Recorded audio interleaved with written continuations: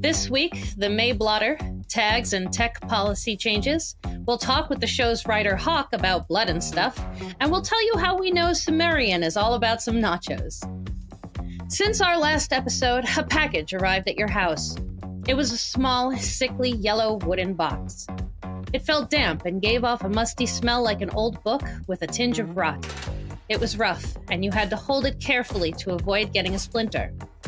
Inside was a small slip of paper, the same diabolic yellow as the box itself, and on that awful, dreadful piece of paper was a truth. A truth you could hardly believe, that you didn't want to believe, but that you knew in your bones was absolute truth. You screamed. You screamed because you knew you could never go back. You could never unsee it. You could never unknow what you never should have known, and are now condemned to know forever. Mondays, am I right? Wait, what day is it? Oh, it's Sunday we're recording. Damn, feeling lucky. How about most streets? Us two in these streets. Diamonds on my feet. Caught up in these talks. Circling my head top. Should've been more cautious. Now I got what I wanted. Many I've been here before. Made it out of 11 more. Like my frontal cortex. So I can't stop, I want it all. Listen up, I'm calling you. I need you to tell the truth. Remember when you wanted to. Remember that I said was you. I'm Kelsey. I'm Cassie. And I'm Noli, the K is silent. And this is SCP Weekly. What have we been up to over the last 2 weeks? So, from about here to about stomach, my whole entire esophagus feels like somebody is wringing it out with a rag. Anytime I eat something, sometimes when I'm sitting like laying in bed, but kind of at an angle, it's quite unpleasant. What would you attribute that to? No idea. It just, you know what? Taco Bell. I had Taco Bell. Product placement. Night, I'm like, Taco Bell. right? And that night I was like, I think I overate a little bit of Taco Bell, even though I ate about as much Taco Bell as I normally eat, which is a lot. Then the next day it was like, no. You don't think it might have something to do with vodka? I haven't had a single vodka in about a week and a half. So no, it is not vodka. Fair. Not even a half a vodka, not a single vodka. However, in those 2.5 weeks I was gone, I had several dozen vodkas. Several dozen. Quite a few. Several. But I'm just old. Vodka? So, well, that's what I was getting to. So I do lemon drops as shots. I just drink vodka. And my lemon drops are different than normal people because I grew up bartending in Florida. That's how I learned to drink. So my lemon drops are old-fashioned, where you take a shot of just vodka, you pour a sugar packet into the vodka, you shoot that, and then you eat the lemon. Not this fancy, we'll mix it for you bullshit, but they're still tasty. So I have that, but my normal drink is vodka and seltzer water. But I'm old now, and my stomach can't handle the bubbles. So I have to be that guy and drink cranberry and vodka, or just vodka with like some grenadine. There's nothing wrong with cranberry and vodka. No, but I feel like such an asshole. I haven't had a normal drink in forever. That's a normal drink. Next thing I know, I'll be drinking amaretto and sours again. Ooh. Old fashioned. Right? I'm gonna pretend I know what that is. Us, we're old-fashioned. It's old people drinks. Yep. What about you, Noel? You start another job yet? I'm trying to. I'm continuing that trend. We've got a plant trying to steal his his thunder, his fucking spot. So let's go.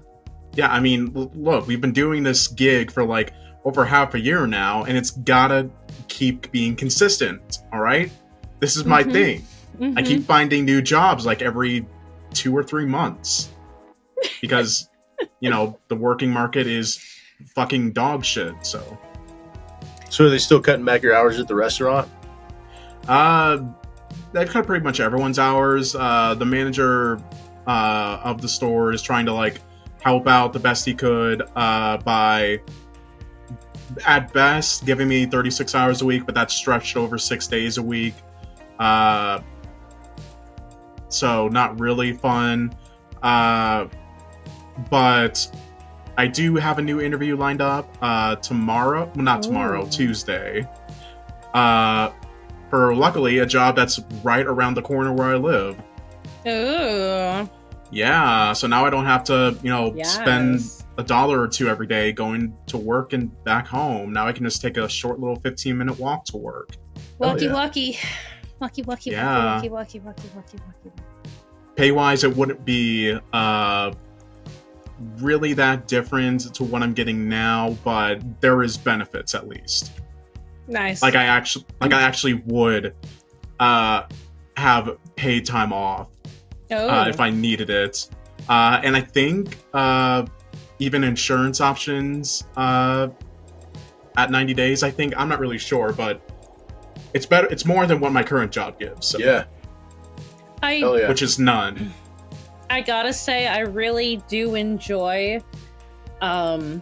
your generation's unwillingness to stay at a crap job for the rest of their lives, because every time you change jobs, one of my first thought is, wow, when I was his age, I would have just stayed and died. It was just, you didn't leave a job. Yeah, when I was your age, we Especially were not just with loyal. Right? Well, no, it was especially without having one lined up to walk into. Like, it wasn't about loyalty. It was about not being able to find another job, or not having one lined up, or that any moment now not having any money if I happen to lose this job. It certainly was not loyalty. Absolutely wasn't fucking loyalty. It was death. It was death and destruction.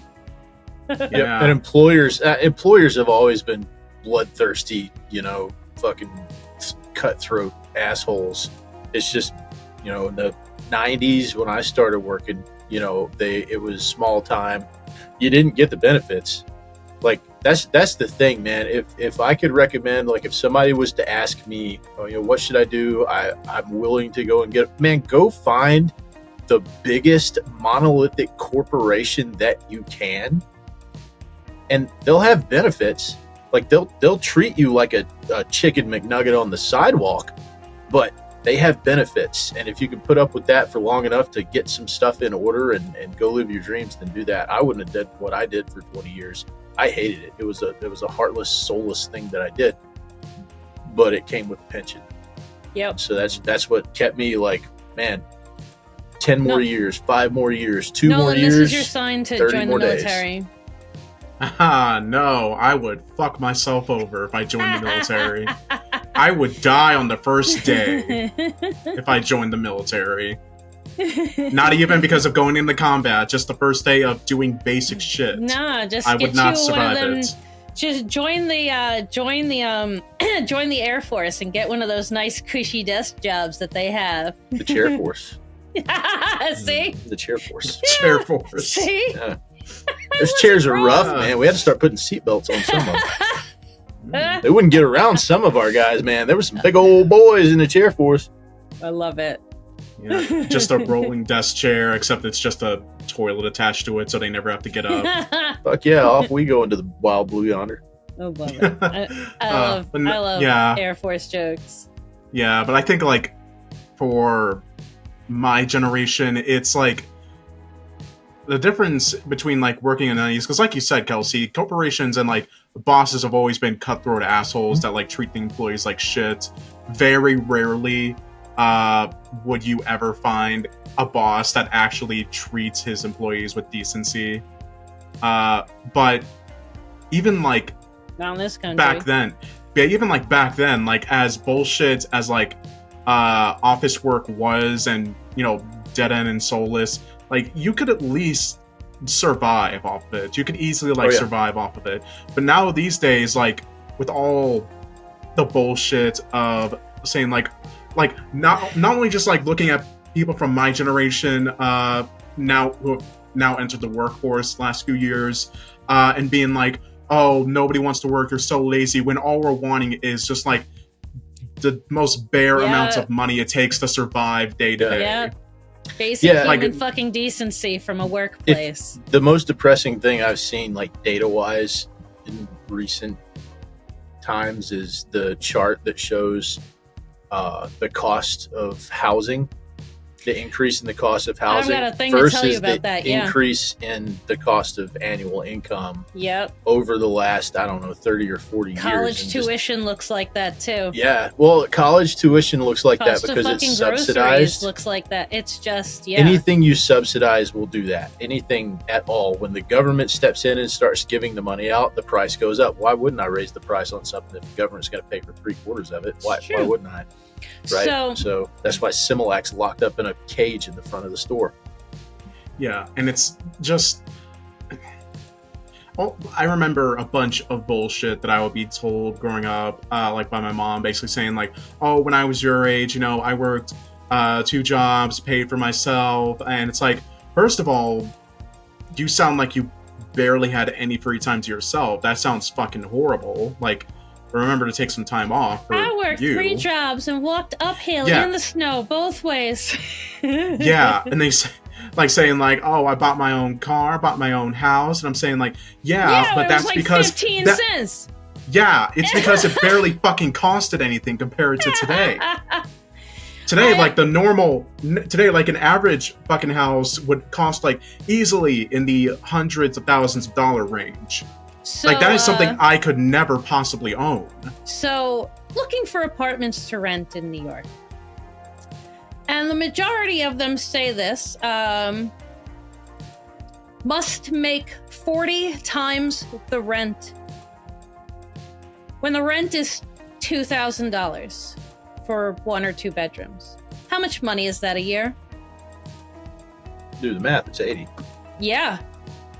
To rent a $2,000 a month apartment in New York, currently you have to make $80,000 to 6 figures. Why would I be renting a $2,000 fucking apartment if I make 6 figures is beyond me. They don't even want that requirement on the fucking penthouses in Manhattan, because if you can afford that, you can afford that. But to pay the cheapos, so I'm probably going to wind up living in Jersey, like Jersey City or Newark or something, because it's a little ridiculous. I mean, I have money in the bank in savings, but I'm not making that. I'm going to make like maybe 60 a year if I'm very lucky. Shit, Jersey still looks... So the maybe about $500 a month less than New York. Just here's Manhattan in the middle. On the one side is Queens, on the other side is Jersey City. Jersey City is maybe $1,500 for 2 bedrooms. Queens is like $2,000 to $2,500 for 2 bedrooms. Just over that border is Manhattan, and there's just Manhattan between it, and there's a huge difference in prices. So I'll probably get to work in Manhattan faster. If I'm very lucky, I'll get the job I want, and I'll probably be able to get there super quickly. But yeah, no, 80 grand is a lot of money. When you get up there and get settled in, I need to come and visit so you can show me the city so I can do some filming up there. Oh, yes. And you need to introduce me to all your actor friends. Bro. Yes. This is happening. Okay, let me do mine. I'll do a speed run so we can get through. Do it. All right. Go. Yeah. Over the last 2 weeks, I have started a renovation on my daughter's bedroom. Like, this is a major, completely emptied the room, going wall to wall. Like, I'm literally in the process of sanding the walls before I apply drywall right now. So that's in the middle of everything. I just sent out my Hey Guys video for SCP Unredacted today. Hey guys, Saw that. Get ready to not see SCP Unredacted content for a while because I'm going to be doing something different. Yep, sorry. But what you're not going to see in frequency, I'm going to be making up for in quality because this is happening. So that's happening. Confinement Comics issue number 3. The Kickstarter ends in 15 minutes. We're giving away. We're doing our first sticker giveaway. He's got the first 2 stickers that we're giving away with every single issue that is sold on the Kickstarter or is spun on the Kickstarter. It's Peanut and the reptile, but it's done in Koshi style. They're really. I love his interpretation of Peanut. It's literally a peanut with great big hands. Cartoon hands. Yeah. So that's going on, and then film school, lots and lots of films. I turned in my first 2 projects. I still have 3 left to do. This is fun. I watched the short video you gave us access to. It's very nice filming. Very there's a term that I know it should be called, and now I can't think of it. You'll think of it at some point. But does this mean quality instead of quantity? Means besides voice acting, there'll be like live action bullshit? That's the plan. Oh, fancy. Yeah. That's why I need you to introduce me to your New York actor friends. So AMDA is in New York. This is where all the theater kids go. This is where all the actor kids go. This is where my ex-husband had. You ever watch a movie where the main person goes, I have a dream of being on Broadway, and they move to New York without a fucking penny to be on Broadway? That was my ex-husband. He went from here to New York to be on Broadway, made it to Broadway, got bored, and stopped. Wow. After 4 or 5 years of acting school, dancing, singing, the whole 9 yards, was on Broadway, got bored, and said, I guess I'll be a paralegal. And now he works for Boeing, because that's just what happens, apparently. But yes, there are a lot of acting friends I can drop kick at you. Very cool. That will be awesome. Mm-hmm. All right, let me jump into on-site news then.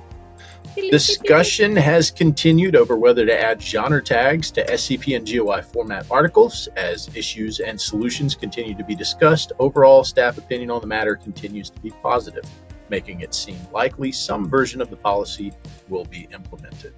And site staff member Psychic Programmer posted a thread in the staff forums proposing a few minor changes to the site's tag policies, including an explicit ban on wiki.code that geolocates readers, something not known to be possible until recently, and some minor clarifications on how authors are allowed to rename their articles after rewrites. Excuse me, don't find me. That's a little scary. That's fucking creepy. But I know there's code that they can put in that like it tells you, like it pops your username up on there as part of the article. And so I wonder if that's maybe like one of the uses of the geolocation to say, you know, this entity has been cited in wherever you are. VPNs for everyone, please. That should be that way anyway. Oh boy. Don't like that one. No, sir. Let's go, Blotter. Let's do it. All right. So many people been fucked up. Users: Lucky Dog Man, Dr. Elliot Cobalt, Harbinger of Grief, The Math God, Dr. Calm, Big Yeti Man, Mr. Norway, Dark Werewolf, Healer Mage, Eli the Researcher 74, King Baldwin, Ewan Avina, Taurus VII, what is that? 8? The 8th. Yes. Dr. Demir, Ukami-kun, Soupy CM, The Real Kato, 15, XHAWK77X, and Mini Nova had their membership revoked for allegedly posting one or more AI-generated articles. What is so many? User Dr. Akbar and some Cat 34 had their membership revoked for posting an article which they admit to have been AI generated. User Dr. Nunya Business, I like that name, had their membership revoked for posting allegedly AI generated content and apparently using sock puppets to upvote their own work. User Bakazame had their membership revoked for posting a partially AI generated article. They replied to the PM notifying them of their ban with an apparently heartfelt apology. User Abhilash Bandara responded similarly after having their membership revoked for a similar offense. Both have since reapplied and rejoined the site. User Buster4982 had their membership revoked for posting an AI-generated article which used an AI-generated image taken from a random DeviantArt page. When confronted with this accusation, they admitted to using AI to translate their article to English. User Jacobs had their membership revoked for posting multiple allegedly AI-generated articles, including 2 which were identical to one another. User Enigma YT had their membership revoked for posting 2 identical articles, which they admit to have been partially AI-generated. User Dr. Shaver had their membership revoked for posting an article to the Idea Critique forums, which they admit to have been AI-generated. User Endir had their membership revoked for allegedly using AI to generate their response to a reviewer on the Idea Critique forums. Jesus Christ, man. Come on. Reply? User Rainbow God 666 had their membership revoked for spamming disruptive comments and immaturity after posting disruptive comments with unnecessary giant text, all caps, additional formatting. User Siberian Boy had their membership revoked for making unauthorized edits to other authors' articles. Dick move, Asshole. Bro. User the Crazy Bob Banana, I like that, received a permanent ban from the, I don't like this, from the EN and RU wikis for posting articles which plagiarized existing well-known SCPs in their entirety, including SCP-999 and SCP-4666, the former of which was preceded by the disclaimer, full credit to whoever made 999. Right, that does it. Yeah, that's all you need. Not plagiarism now. After being banned, they changed their wiki.username to literally no one and attempted to rejoin the EN and RU wikis. Did he get back in? User Alan Raven had their membership revoked for posting incomplete articles, which seemed to have been copy-pasted templates that Alan Raven forgot to fill in. For instance, this is the entirety of one of those articles. Item number, SCP blank. Object class, safe/Euclid/Keter. Indicate which class. Special containment procedures. Paragraphs explaining the procedures. ... They've since reapplied and rejoined the site. User Dr. Scrappy had their membership revoked for plagiarism after reposting another user's deleted article as a -J because they, quote, found it funny, end quote. They admitted this in their author post, though they did not give the name of the original poster as they had forgotten it. User Reds3232 had their membership revoked for posting an allegedly AI-generated article. It was noted of the article's sandbox that, quote, revision 0 of this has the word GPT apropos of nothing sitting in the middle of the page, end quote. After Reds3232 was accused, another user, Dr. Lava Lava, claimed that the article couldn't have been AI-generated because they'd given Reds feedback which they'd responded to. This seemingly cannot have been true because the edit history of the article shows that no revisions were ever made to it after revision 0. Staff believes that Dr. Lava Lava was a sock puppet account.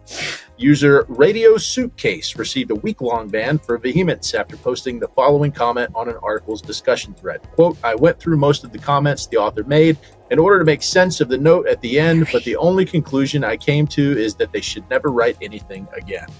User Term Wave had their membership revoked for vehemence, immaturity, and rude comments after posting needlessly antagonistic comments on an article's discussion page, one of which included the sentence, quote, also please work on your spelling and grammar. This seems either heavily unfinished or some like second grade level writing dude, end quote. Mr. V. Wary had their membership revoked for a similar offense.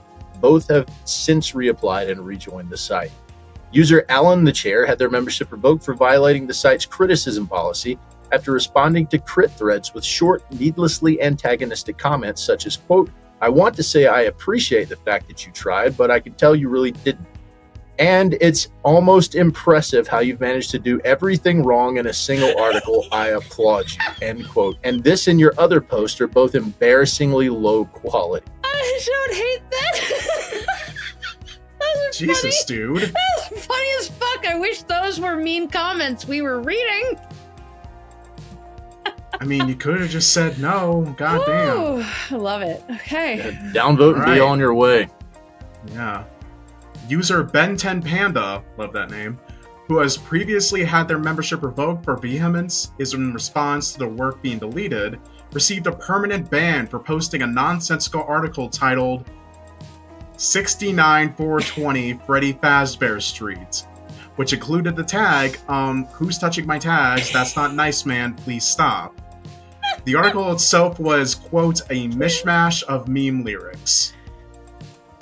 I mean, I gotta respect the hustle on that one. Yeah, I'm not mad. I'm not even mad at that one.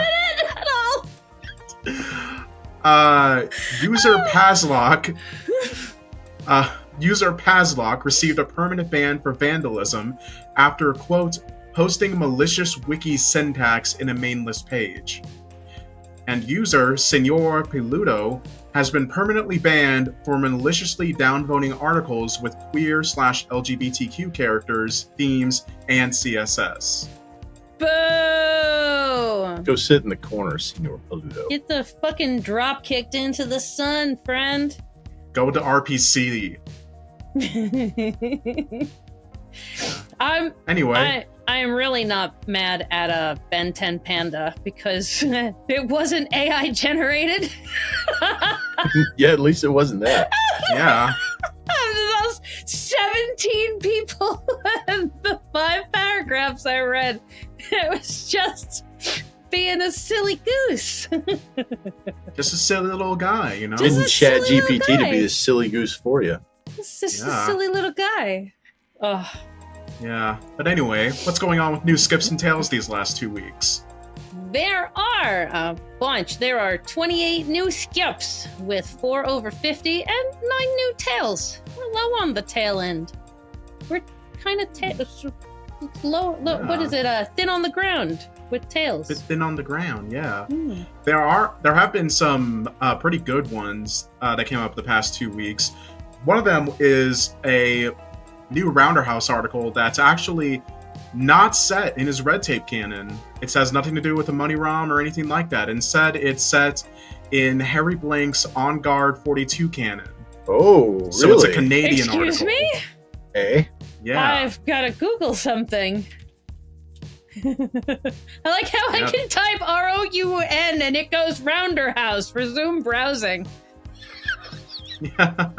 It knows. Yeah. Anyway. But there was also another article that caught my eye right before we started recording, actually. I showed Kelsey about it. SCP-8988 by Dino Draws. Yeah. Which currently has, I think, looking at it, it's a 79 rating. It has some really great images and graphics that can really grab you. It gives a very interesting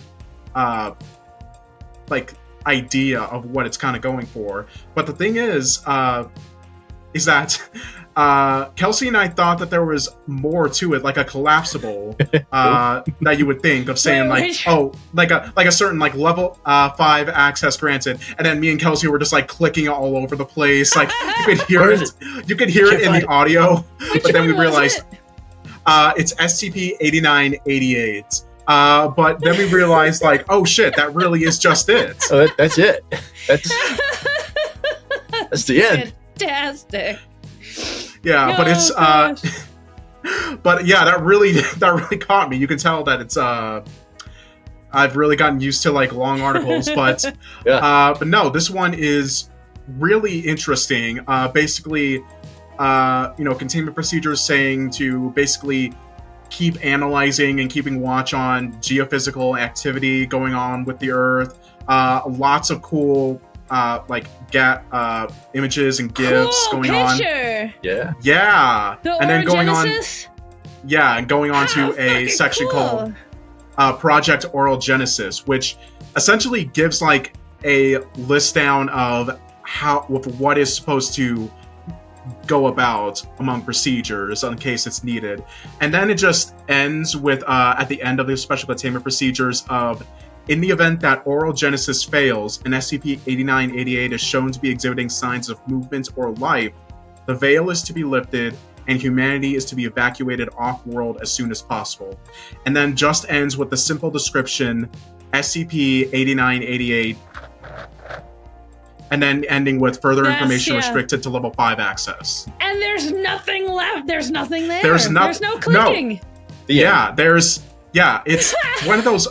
It's one of those articles that I really like for how first off for catching me off guard. So bravo to you, Dino Dros, for catching me and Kelsey off guard, thinking there was more to it. But it's an article that's short, precise, and really hits to what it's going for. That there's some kind of eldritch entity that, to where it's like the Foundation is trying to monitor at all times, and it's like, if this thing shows even the slightest bit of activity that it shows it can get out, we need to get off planet as soon as possible. And just ends with that. Doesn't go more into it. And I don't know, I really like that. Because it gives lots of ideas to what the fuck is so terrifying about this thing. I had to look up what Skull class was, because I know who Skull is, but I didn't know what it was as a class. And I'm like, this doesn't have anything to do with that myth, deity. An anomaly is in a continuous state of unpreventable destruction, decay, escape, or another process that will result in either neutralization, indefinite breach, or both. That is fucked up. Yeah, it's an endless cycle of trying to break out, doesn't break out, that's why regenerates itself, Skull. and then just keep going back and forth on it. That makes more sense now. Mm-hmm. Yeah, it's a nice, short and sweet article, gets to the point, hits what it's going for. That is SCP-8988 by Dino Draws. Go take a look at it. I checked out 1841. It's a rewrite by Uncle Nicolini. It's a book. Basically, it's a book that's called 1001 Places to Visit Before You Die. And basically, once you get to a certain page in the book, it adds pages, and it's more and more unobtainable locations to get to. At first, it'll be the top of this mountain peak that you have to climb to get there, but then it's Foundation sites and shit like that just get harder and harder and harder. But there's a compulsion effect that comes with it, that the more you go, the harder they get, the more you want to go to this place. So I thought that I like compulsion effect skips. I like things that make you do things. Giant memory altering fish in the ocean. No, I'm good. It's fine. Don't compel me to go places. What was the story where everybody was on quests? Oh, was it the 7K entry or a 6K entry? No, I think you're talking about 6500. That's the one I'm talking about. Inevitable? Yeah, the one that's that's 4 separate paths. Yes, thank you. Okay, so what's the when they're like, I don't want to go to so and so. Do you remember that part where they're like, tell them you don't want to go to this place, and she's like, but I don't want to go to so. It's just tell them it's part of the quest. That's me. That made me think of that. But I don't want to go to these places. Stop trying to make me go places. Just stay in my hole. No, I don't like books that do shit. The fucking Deva book freaks me out. The Davite book. Oh, the history of the Deva or whatever? Yeah. No, thank you. 148, I think it is. I don't like it when books do things. Books doing things freaks I like those. Me out. Rewrite history, or the one where it's you're the hero, and you go into the book and there's the researcher who just wanted to live there. Yeah. I like those. Yeah. 90% of the webcomics I read are all The heroine got sucked into a romance novel because I'm a sappy bitch and they're hilarious. But I don't like it. I don't like it when books do shit to people. And I remember there's the one that's like a literal sentient media character. I can't remember. I think it's said like his name was Dave, but he doesn't. The one thing is like he's a very humble dude. Like he doesn't want to be like the hero or the protagonist of the story. He's just cool with being the side character, and he can like transfer himself to like any story in any medium, whether it's like books, TV, movies, comic books. He can appear himself in there, but he's always just a side character. He's never the main character. Yeah. What was some of the other Death of the Author? I think Death of the Author, the serial killer, the one that jumps in and kills the main character, like kills the protagonists in all these different books. And it's like infectious, like it's contagious to other books. I always thought that. Yeah, was cool. And there was one. I can't remember what number it was. I think Billith actually wrote it, and I know that the Vulcan did a video on it a couple years back. A character that like can actually, it's similar to Dave one, that it can go into stories, but he can literally alter the stories to where he wants, of like stop like a plot from going forward, or just kill off characters that he wants. And the Foundation like getting hold of him, and he's got like a real like asshole complex about it. It's like, no, I'm the hero, I'm the one who's saving lives. Like very very self-important. I googled real quick book SCPs, and one of them, the first comment 6 years ago, is by the Sherm, and it says 423 is Fred, a living sentient character in a book. So yeah, you've got an uphill battle made. And that being said, half the inspiration for me writing 3086 was, what if Fred was evil? Love it. Gotta read those. I like those. A little bit of SCP history. Do you know what the first SCP was that ever did that? That somebody, that an author on the site intentionally said, what if this SCP, but the opposite of that? You know what the first one was? 3333, the Tower. That was written to be the opposite. The Tower. That was the opposite of the endless staircase. Because the staircase went down. Is it the really? Tower went up. Yep. That was the. I can see that. Okay. I mean, I get the obvious. One goes down and one goes up, but I had no idea that was like an inspiration. Yep. I really love the Tower. That's I'm the not first. a fan The of the first stairwell. time It's creepy.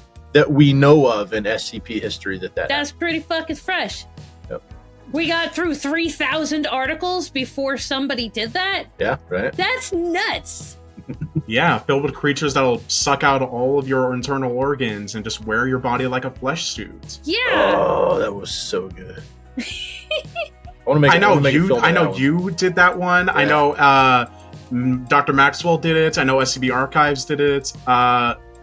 It's a really good article. Yeah, it is. Those are all of the articles that we remember because they were good enough to stay on the site. Now we honor one of the things that makes the SCP Wiki great, the procedures in place that remove works that don't meet community standards. Without these rules, there would be an overwhelming amount of bad articles to sift through to find anything good. Imagine if all those AI articles were still on the site. It would be gross. It would be terrible to sift through. Thus, we read and present these awfully written articles as if they belong to the main list. Pay our respects to the ones that must die in the dark so that others may live in the light. These are Tales from the Well. Item number SCP. Object class Safe. Special containment procedures. SCP must be contained in an airtight box made out of titanium and tungsten in a containment cell with 4 cameras and motion detectors to ensure SCP security. 4 security personnel must be guarding the cell 6 hours at a time to not risk SCP being stolen. All personnel who are level 1 or above are authorized.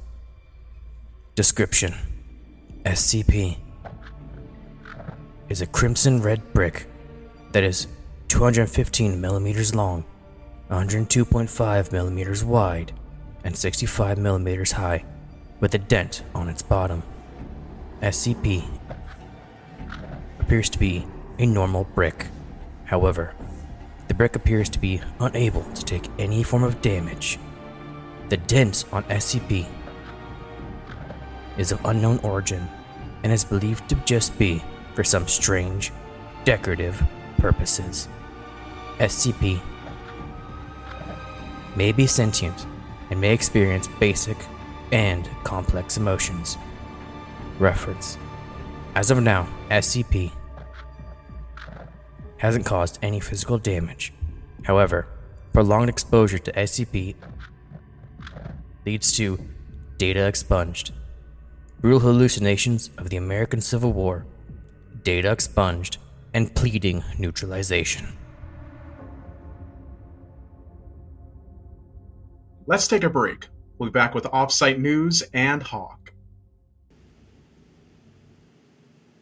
Dr. Gray, what are you doing here? Intern, I thought no one came to this closet. So this is where I go to read my real crazy fan fiction. And what's that you're reading? It's, well, you're not dangerous, so I guess I can tell you. This is Confinement. It's a comic series. It's about a guy named Connor who respawns when he dies.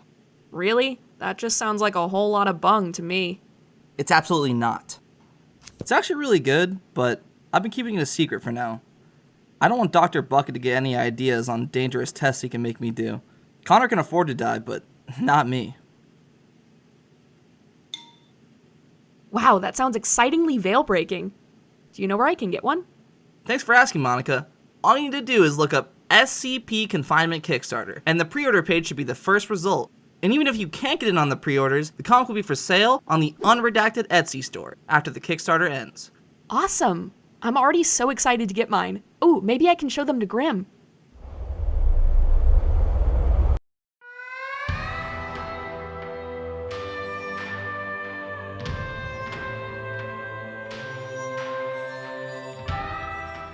I'm Mukwal, the director of the reboot of the SCP Confinement show. I am working with a team of writers and artists to reboot the show. We are also working with some of the original voice actors, such as Shirky, who originally voiced the character Dr. Powers, and hopefully more in the future. And Koshi, writer and creative director of the SCP Confinement comic. We are focused on making the show the best we can. Also, supporters get access to the members-only section of our Discord, being able to talk directly to the team, have priority suggestions, and get episodes up to 24 hours early.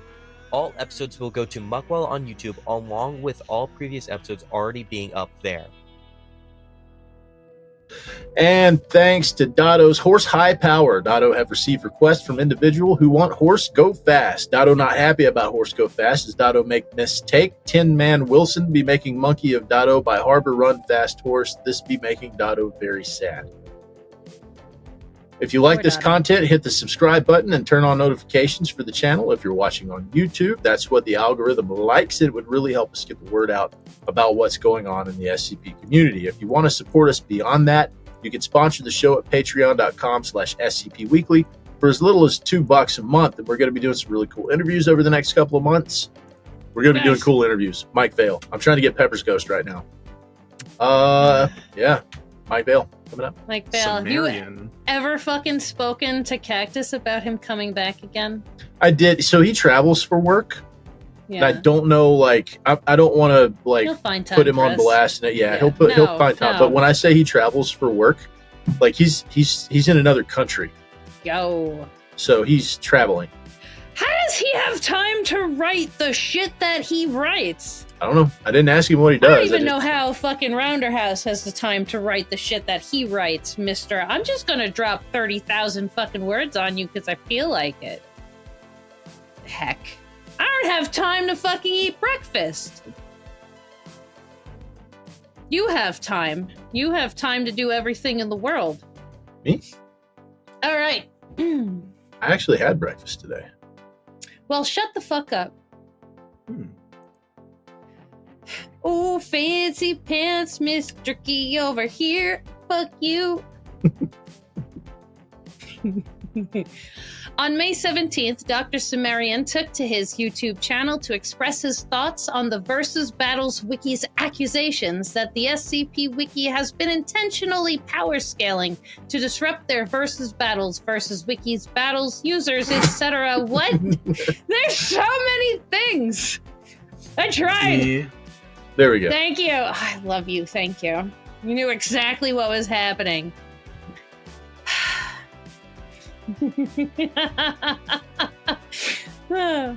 On May 17th, Dr. Cimmerian took to his YouTube channel to express his thoughts on the Versus Battles Wiki's accusations that the SCP Wiki has been intentionally power scaling to disrupt their Versus Battles.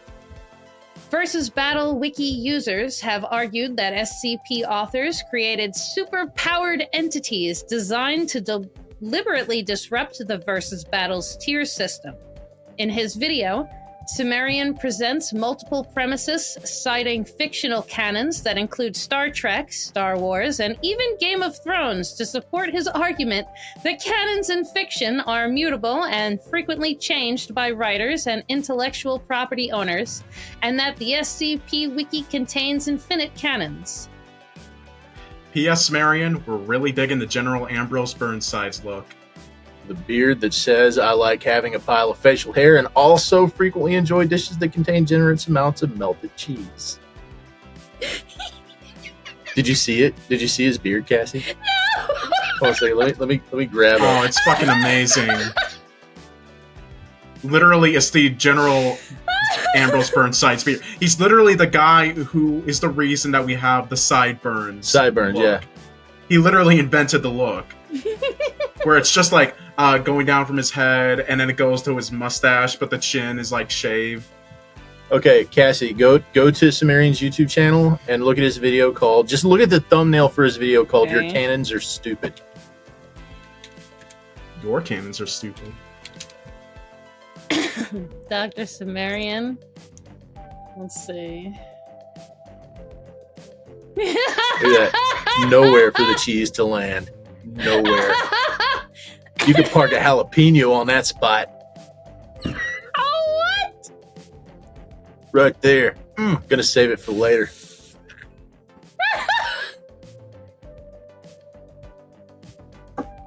Okay. Love it. Yeah. Gonna move forward now. Oh gosh. Okay. YouTuber Meat Canyon, well known for his terrifyingly detailed animations, continues exploring the SCP Foundation in his ongoing series SCP Meat. This week he takes a look into a highly requested article, SCP-3999, I Am at the Center of Everything That Happens to Me, where he explores the story of researcher Talaran, who he simply calls Greg after stumbling over his name a few times, being the victim of a godlike reality warping entity for millions of years. The link to the video will be in the show notes. It's a half an hour long. Whoa. Yeah. Mr. Illustrated, formerly SCP Illustrated, continues his expanding illustrative series on the When Day Breaks canon, once again teaming up with Dr. Cimmerian to write a new entry set around SCP-2399, a malfunctioning destroyer, as it convenes with a surviving group of researchers stationed near Jupiter with hopes of regaining purpose after seemingly failing its primary mission. Link to the video is in the show notes. It's a very good article, and I tried really hard to say his name right, and here you come along. I tried so hard before we sat down. Cimmerian. Cimmerian.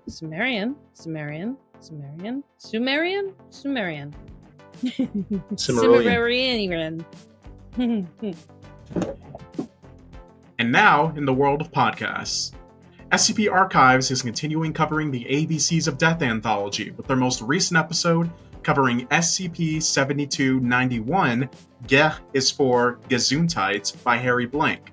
This is the first of a two-part episode following a group of researchers exploring ancient Davite ruins filled with secrets that may tear each other apart. If you want to follow the rest of the season as it unfolds, go subscribe to SCP Archives on Spotify and wherever else podcasts are played. It's really good. They did a great job. It's really good. Yeah. Site 42's endeavor to film the live-action production of Reforged is 95% funded. The team's heading to the Hollywood Fringe Festival to stream and record Last Call Theater's third SCP production, Reforged. Tickets are $30 if you're going to be in the area, and the GoFundMe is $280 from reaching its goal. The $5,500 Site 42 is raising will cover hotel, flights, rideshare, food, day rates for the away team, taxes, and fees. The team will attend, stream, and record 2 shows this year and will release content including 3 different perspectives, including special event pass that will be unavailable to first-time viewers. Boom! Yay! So loud. Oh, I fixed mine. Yeah, you okay. Cool. Did you make it? Are you okay? Yeah, he ran all the way here. Yeah. On foot. There was a. I mean, I did have shoes on. I didn't do it barefoot, but like I was on foot. I had to leave really early in the morning to get in time. Because I'm a few states away. So that was not to mention the sheer cliff face you had to freak. But I made it work. I made it happen. You're here! Hooray! Hooray! Hooray! Nolan, you want to do the honors? Sure. It's red. Look at that. Yeah. Oh. Gonna introduce you. When introducing you, do you want us to just refer to you as Hawk or to your full your government name? You can. I'll probably say my government name or like my government name once, but you can call me Hawk throughout the conversation. Your government name is the XHAWK77X. Yeah. That's your government Whenever we name. say your government no, government Hawk is name. fine. Your foundation. Yeah, Hawk is fine. And now, our guest this week. He's an up-and-coming writer on the wiki, and he's the asshole who makes our bullshit scripts. Please welcome Hawk. Hello. Hey, we're so glad you scaled the sheer cliff face to be here. So you've been the show's writer now for 6 months? No, not that long. I remember it hadn't been that long. I hadn't been doing it that long when I took a week, a bye-week, a fortnight off to do my own KCON entry.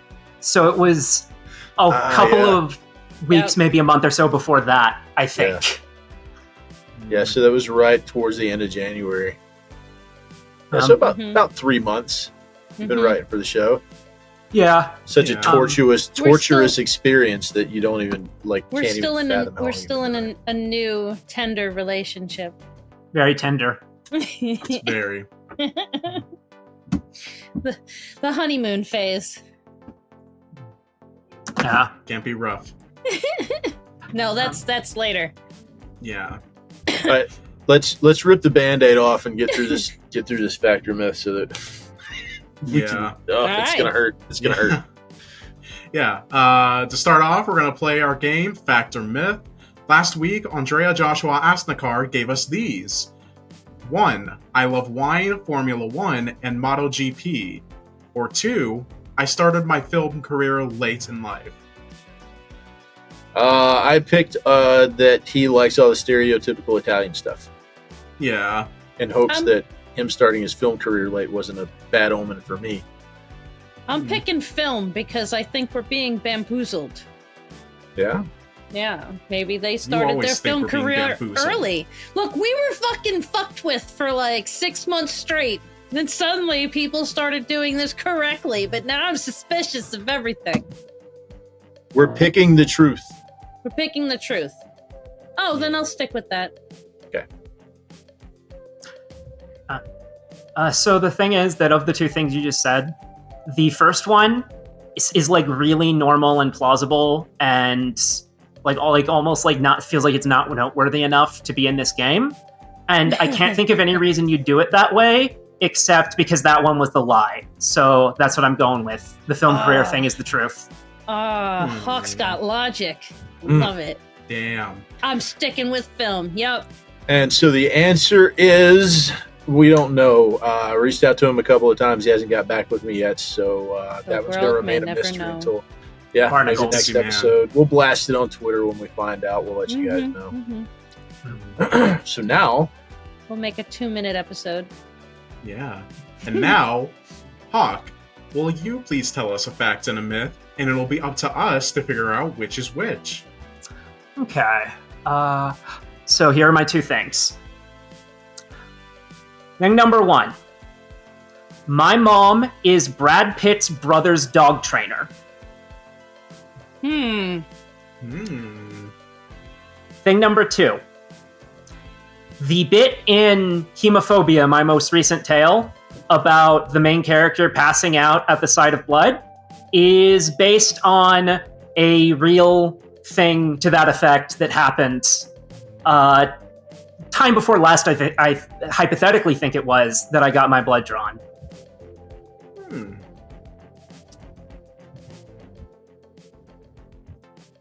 Oh, there was an awful lot of moment detail in that, or I had to think about when that actually happened to me so I can relate it to you in this 5-sentence anecdote.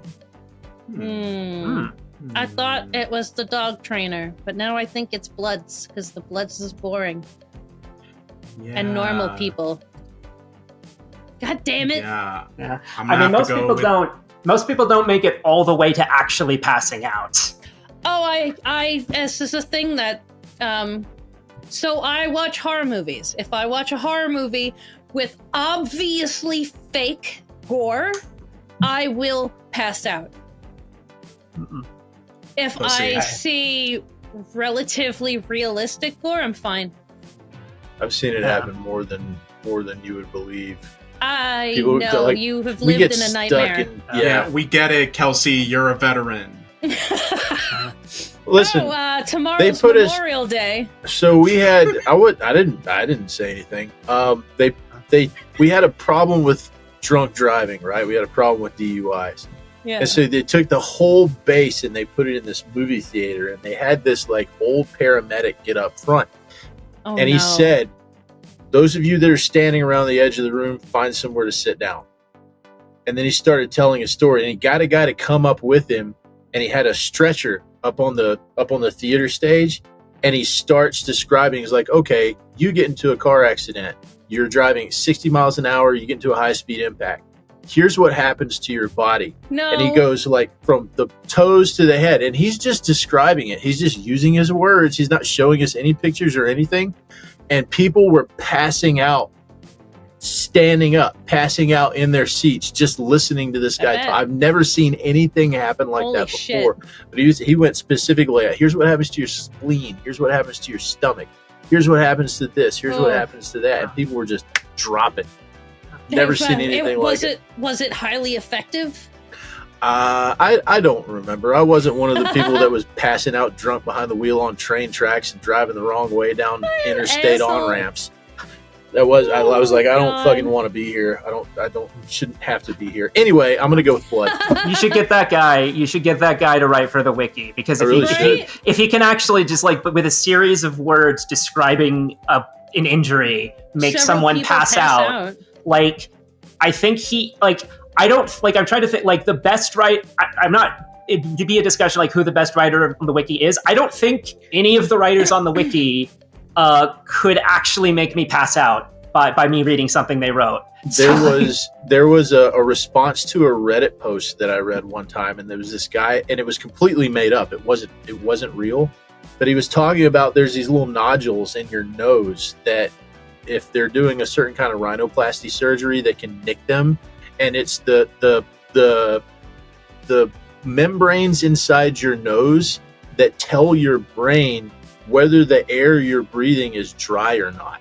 And he's like, you know that feeling you get when you're breathing dry air a lot, you just get all dry and crusty inside. He's like, it's like that, but it never stops, and it just gets worse and worse and worse.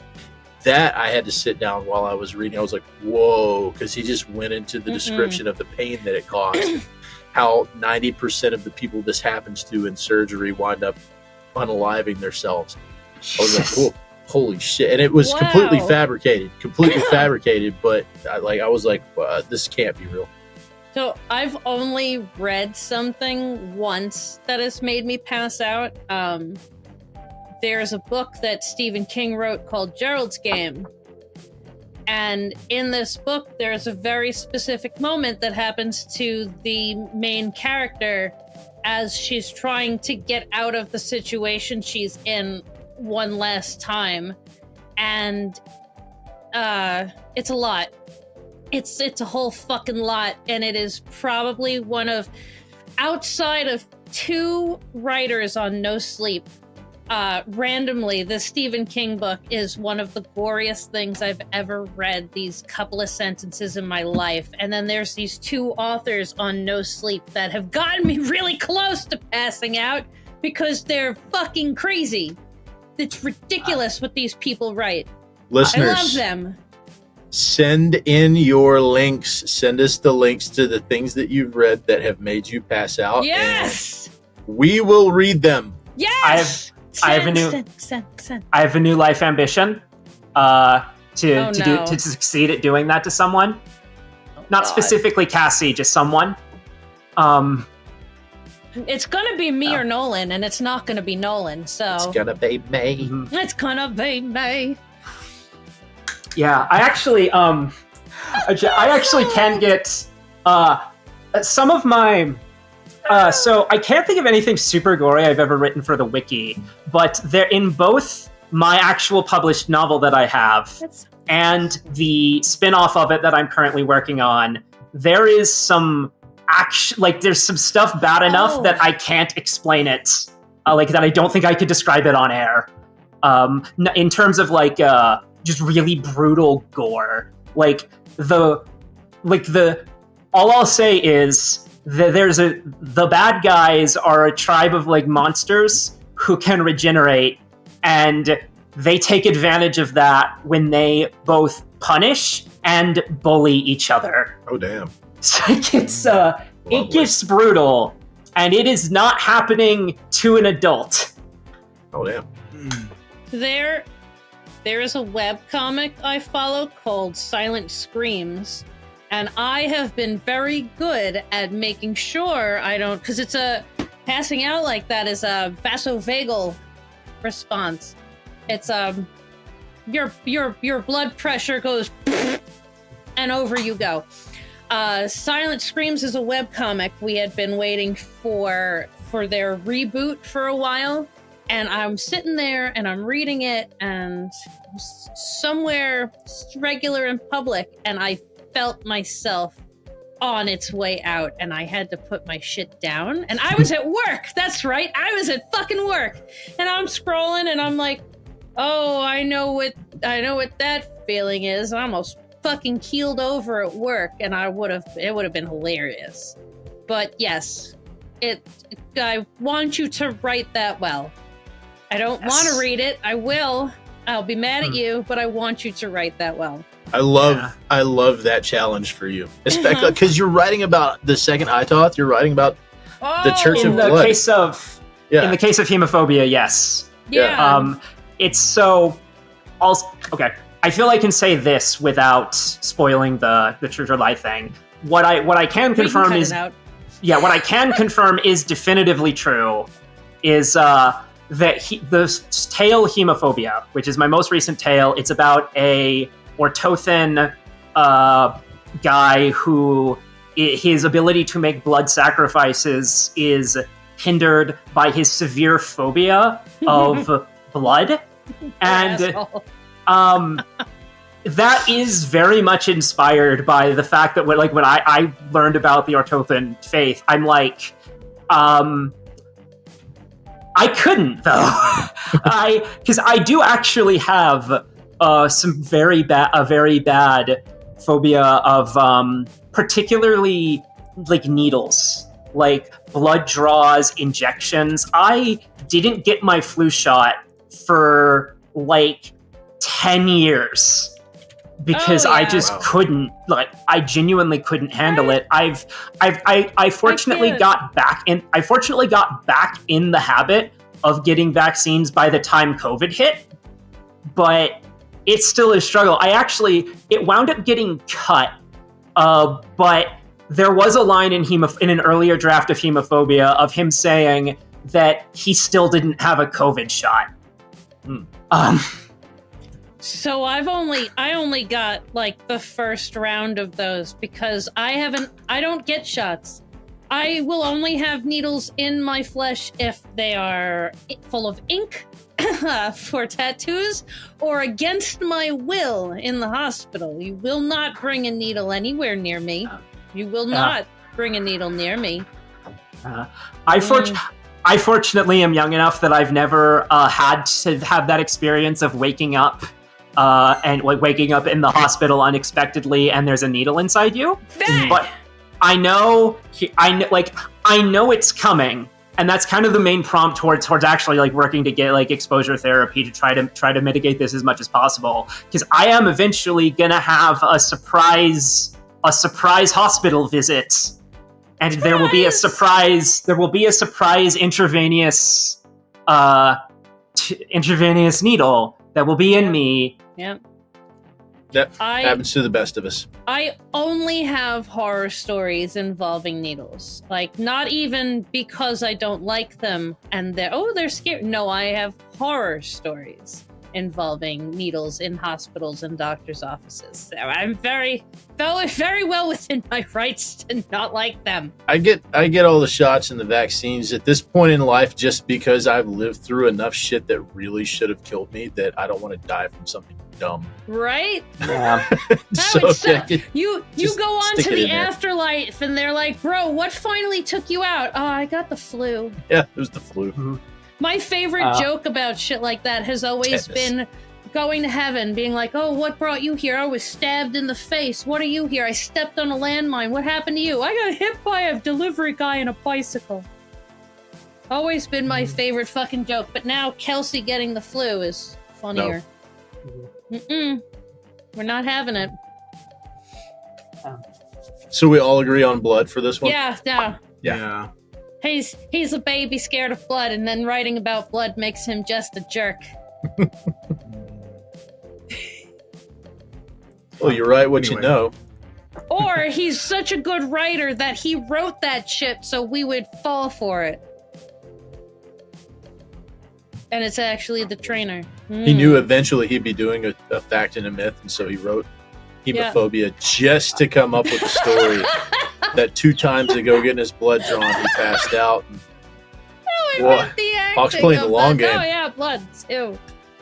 I will say, at least one of the things I said is something I came up with well before I actually knew I was coming on here, like weeks and weeks ago when I was thinking hypothetically about what I might. SCP Weekly. Yeah. If I was good enough to be on SCP. Yeah. Love it.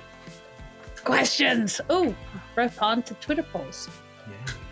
Listeners can respond to our Twitter poll and tell us what you think. We'll find out the answer next week when we have Mike Vale on the show. Ooh.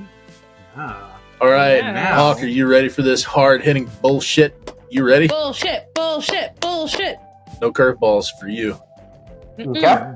Straight to the fucking point. Very first one. I did a little bit of research. You joined the SCP Wiki in 2012. Ooh. That is when my account was made, yes. When did you become active as a writer? So the first SCP I ever posted to the wiki was my 7K con entry on Willing Blood. And that would have been I forget if it the exact year is blanking on me, but it was in the 2020s. 7046? Yes, 7046. The 7K was 22, I think. Yeah, that might be it. I had been working on it for several months before then, but yeah, it was recent. My account, the account's been on there. The account was the result of me as a teenager coming on and making attempts that I'm glad aren't still there. Not that I ever actually cold posted something. I was just in the forums. But yeah, I was back when in 2012 I would have been 16, and in retrospect, the first things I wrote that I'm not totally embarrassed about, their baby pictures, were from around that age. But I was not ready. I was years away. I was years away from being ready. And that, around the late 2020s, I'm like, I actually have a creative writing degree now. I probably am ready to try to write one of these SCP things. What made you hesitate? So cool. You have a creative writing degree. During the pursuit of that degree, did you feel like you weren't good enough? Did you feel like you didn't understand the subject matter? What was it? I felt like I wasn't good enough, and definitely when I was 18, I was right. I grew over the course of those following years. I developed enough as a writer that I eventually got to the point where I was good enough. I wasn't initially I wasn't. Because you do actually have to be pretty good to get on the wiki. It is actually quite hard. And so I don't know if it's possible that self-doubt made me wait longer than I could have gotten away with. But I don't super regret. I think I got about the right time that I was like, okay, now's the time when I'm skilled enough. I can make this work. I can get something that will be received well, and it was received at least well enough. Yeah. I find that Unwilling Blood is very divisive. Some people, there's people who really love it, and there's people who kind of don't like it. It's at plus 34, and it has, I think, more than 100 votes on it. And I think that's kind of about what it deserves. I think there's really good things about it. I also think some of the flaws people talk about with it are kind of really there. But as a first article, that's your first article. It was a KCON entry, and it survived. Yes. That's a fair point. So, Hawk, you've tended to focus on the Church of the Second Hytoth in a majority of your writing. For those listeners who may not be familiar, could you please tell us about this GOI and what drew you to write about them? So, the Church of the Second Hytoth my understanding of how it came about was the result of a session of brainstorming from, I believe, Nat Voltiak is the user. Yeah. I might be slightly wrong about. I sometimes just kind of hallucinate extra or missing letters to words. We do that when we're reading the scripts. Yeah. I did that earlier. There was a session of brainstorming of what would it be like for a blood sacrificing religion to be genuinely not evil. And so there's this religion that they worship the Holy Seven, which are these people who acquire. See, no, but there's not quotation marks though, because they were genuinely just a bunch of people who found a ritual that allowed them to obtain divinity, and they used it as the first universe, the first Hytoth in their terminology, was being destroyed. We don't know exactly by what, but it was the Scarlet King, but we don't know exactly by what. That's a take. But we don't know. Is that your headcanon? That is my headcanon. That's a logical take. Yes. Yeah. But a new universe was being created by something. We don't know that either. Maybe 343, but we don't know that either. It's probably not 343. He's probably not actually God. But anyways, I'm dropping a lot of opinion into my summary. But there is no canon, or there are infinite canons. There is no canon. So they swore, as they saw this new universe coming to be after their own was being destroyed, that they would do whatever they had to protect it. And shortly after encountering it, they, after moving and bringing as many people as they could to the new universe, they encountered a tear in reality that led out to, like, it's like the chaos beyond existence. They call it the Voru. And the creatures from it are the Voru Toot. And they are possibly the same thing as pattern screamers, possibly not. And their presence in reality, like, destabilizes it. Like, they make the world around them less stable and less real by being here. And so the Holy Seven took to fighting them, fighting them as much as they could, killing as many of them as they could as they came in, to keep them out of the universe, to keep them from completely destroying it. Now, the ritual that they used to obtain divinity has a flaw in it, in that their divine forms are constantly bleeding. And because of that, they need blood sacrifices from living, like, mortal beings. And giving them blood, like, it is genuinely kind of like a reasonable, sensible thing to do. Because they're good guys, they are not willing to have people be murdered to keep them alive, or even, like, captured and enslaved. That's another consideration that I've not seen enough people address, is that even from the perspective of a heretical Ortothan who's willing to take unwilling blood, it makes infinitely more sense to capture someone and drain them as regularly as you can.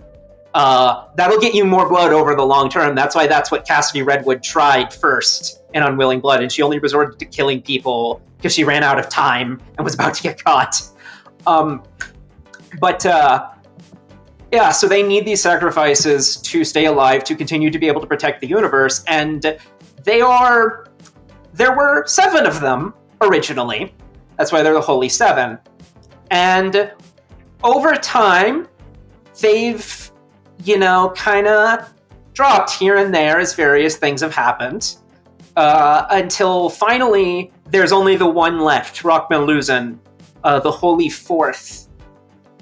And he is now the only thing, him and the blood sacrifices offered to him are now the only thing standing between the universe and destruction at the hands of the Vorutut, and also to some extent other threats. They do sometimes fight other things as it comes up.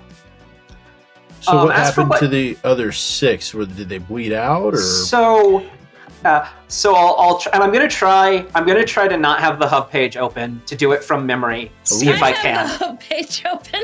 So, the Holy Fourth is the one who's still alive. The Holy First was the first one to die. Basically, they sacrificed themselves to fight off the first big invasion of Vorutut, the one that they initially discovered. The Holy Second and Third eventually fell to... so the Holy Third, all of them have a standard weapon. The Holy Third's is this giant cannon thing that's so loud that everyone in the universe constantly heard it. And that resulted in the Third being the most well-known and renowned of the Holy Seven. And the Holy Second got really jelly, and that eventually came to blows, and they eventually attacked one another. The Holy Fifth, we don't know exactly the details of how this came about, but something inflicted the Holy Fifth with like a curse that would make everyone forget that they existed. Oh shit. And because their worshippers no longer knew about them, they didn't know to give blood offerings, and so they presumably bled out and died as a result of that. The Holy Six... Cough, Fifthism, cough. I wasn't gonna say anything. I was being very good. So, I'm embarrassed that has never occurred to me before, but you might be right. I was being very good. Holy Fifth. There's 7 of them, but then I read fifth arm of psychic radiance, you say? I know something with 5 arms, let me tell you. I'm sorry, okay? I couldn't resist, okay? Oh. Kelsey had his time last episode with Andrea, okay? You had your episode with fucking Fantem, okay? I'm sorry if I wanted to, just be excited and, nerd out. You can't. I'm not saying that you never said I couldn't. I know I was being rude and interrupted Hawk, and I apologize to our guest for that. It's fine. It was a genuine contribution. It wasn't. You have to go back and forth in conversation and ignore me and Kelsey. So it needs to just be you two for the next 2 hours. That's why I was sitting here being quiet and not saying things about Fifthism. Okay, so if you guys could mute your mics and let us talk, that'd be great. So the Holy Sixth, I think what the hub actually says is just that they died to a recent major invasion of Vorutude. It doesn't mention more about the circumstances than that. 2000. But that's the notable thing about the Holy Sixth's death is that, well, all of the others happened like millions of years ago, as they've been sporadic throughout the history of our entire universe. The Holy Sixths died in 2000, in our lifetimes. I like that detail. And then the Holy Seventh, we don't know anything about the Holy Seventh, including how they died. It's just kind of like possibly something happened. I think the hub says that something happened to actually erase evidence of the Holy Seventh's existence from the world, but I could be misremembering, and it could just be that the Church on Earth happens not to know anything about them. What's the difference between what happened with the Holy Fifth being forgotten and the Seventh not existing anymore? Couldn't they have also been forgotten? Isn't that the same thing? So the difference is that the Holy Fifth, after a while, presumably after it had been too late for an extended period of time, everyone suddenly remembered, oh fuck, the Holy Fifth, we've not been giving offerings! We've not been giving offerings to the Holy Fifth! We've not been doing it! And then they all tried to give offerings, and they couldn't! Because if they're dead, if the god is dead, trying to give offerings to them fails. It was too late.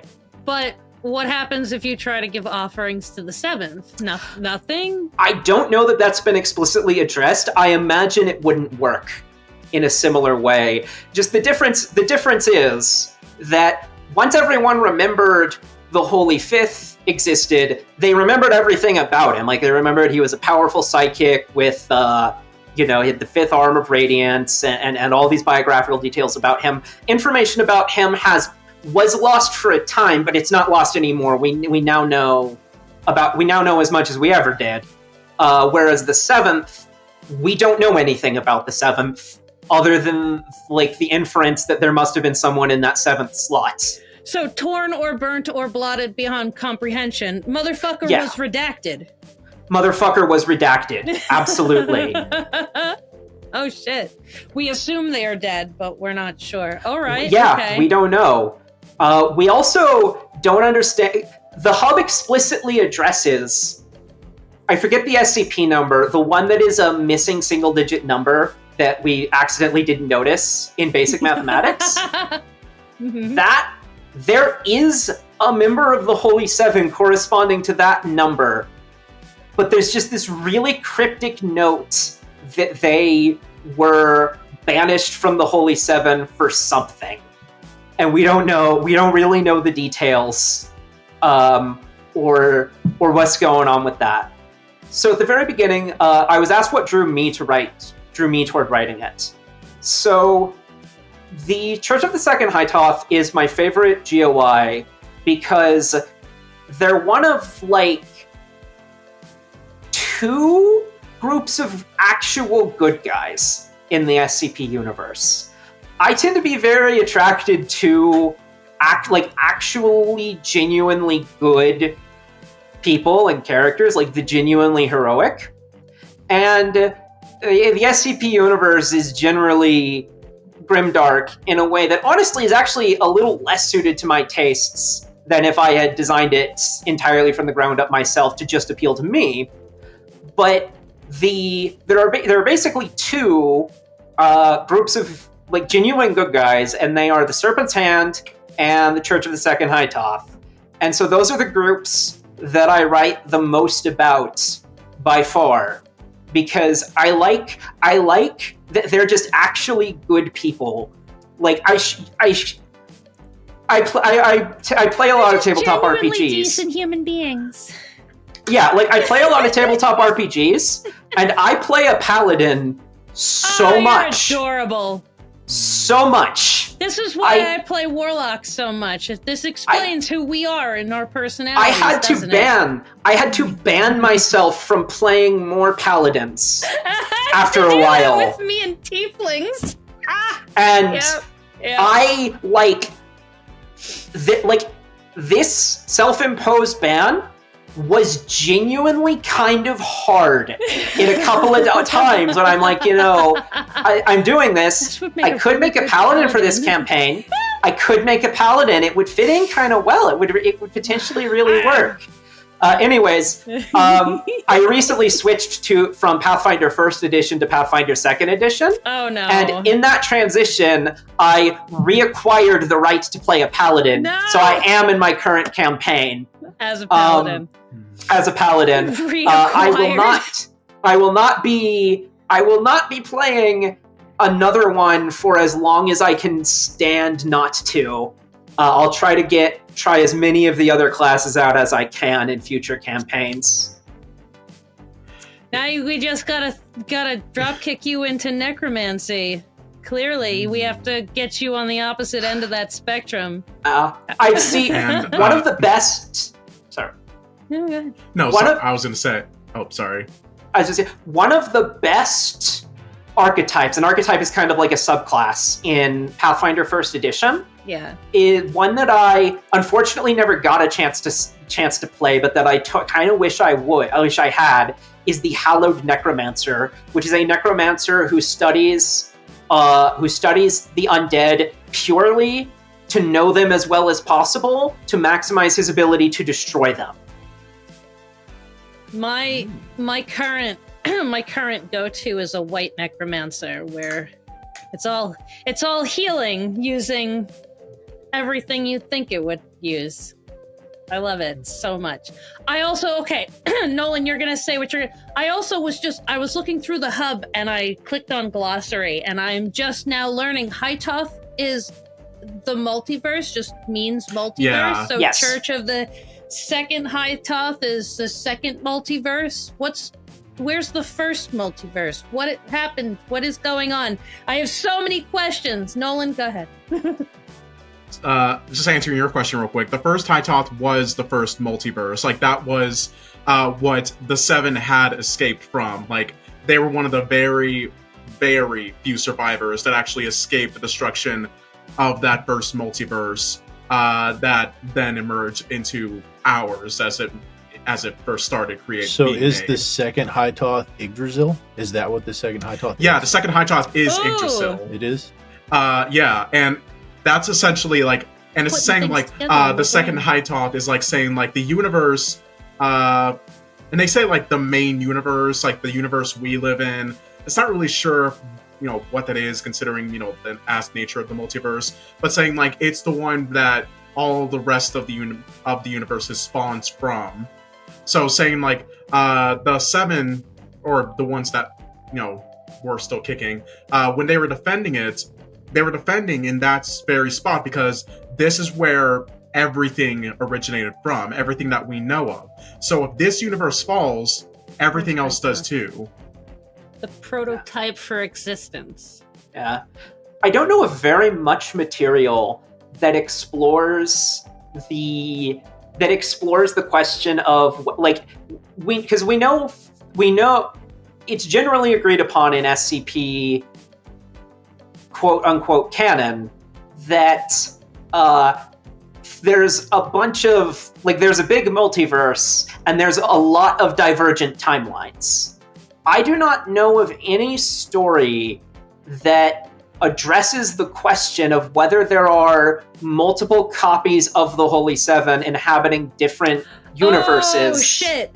Some of whom might have died in different orders or not at all. I mean, I've never seen someone deal with that. We see that for pretty much every main character on the website. Even if there is no canon, we could easily justify everything happening all at once in a multiverse.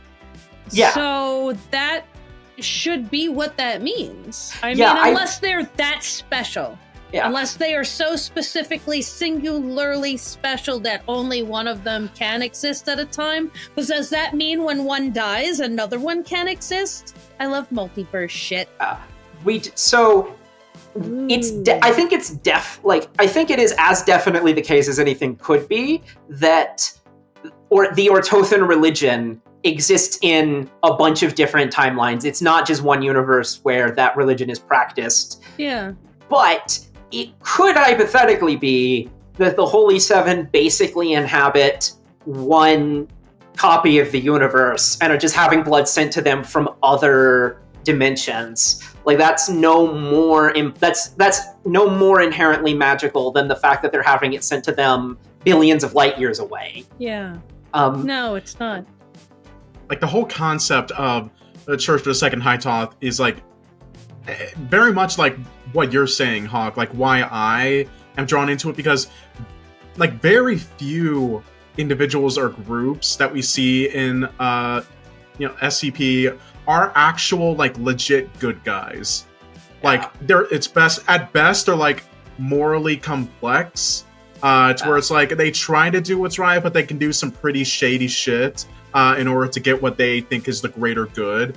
But but these are a group that genuinely do seek the greater good, but only seek to do that through good. They're doing actual good. And that's really interesting to me because honestly, if it was real, that's definitely a religion I would subscribe to. Yeah.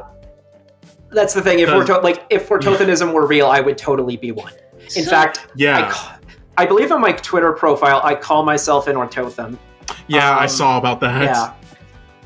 Yeah. And plus the whole thing of the difference between it and a lot of religions in the SCP universe is it's not really faith that they're really just working up, how you would think of Christianity, for example, which, fun fact, in the SCP universe, they actually do masquerade themselves as regular Christian churches in order to operate in public, which is hilarious considering the similarity between the two. But they actually know that their gods exist. From the get-go, it's not just we think that they might be out there. They're no, we actually know that they exist. Because the blood, the blood doesn't physically go somewhere, right? It's depends the life on from the blood, or depends on the writer. In 7046 on Willing Blood, it becomes clear that the physical blood is staying in place, but a life energy is leaving it and being channeled into the Holy Seven. I have seen works by other writers which take the other position, that blood physically disappears from the altar it's offered on and presumably teleports into the veins of the Holy Seven. Yeah. Sorry, Nolan. That was a curiosity I needed to satisfy. God damn it, Hawk! You were this close. Yeah, because it's because I can't remember if it was from a tale that Hawk wrote or if it was someone else, but of aspects of like how it's... There's only 2 writers. There's Hawk and Nat Voltaic. I'm joking. I'm looking through all of the articles, and I'm like, Hawk, Nat, Hawk, Nat, Hawk, Nat. There's a whole list. There's you 2 and some people. It's like, I'm like a fourth of them. Nat Voltaic is like a third of them, and the remainders are like half a dozen people each doing one. This is crazy, yeah. Yeah, that guy that had to write for every GOI. Yeah.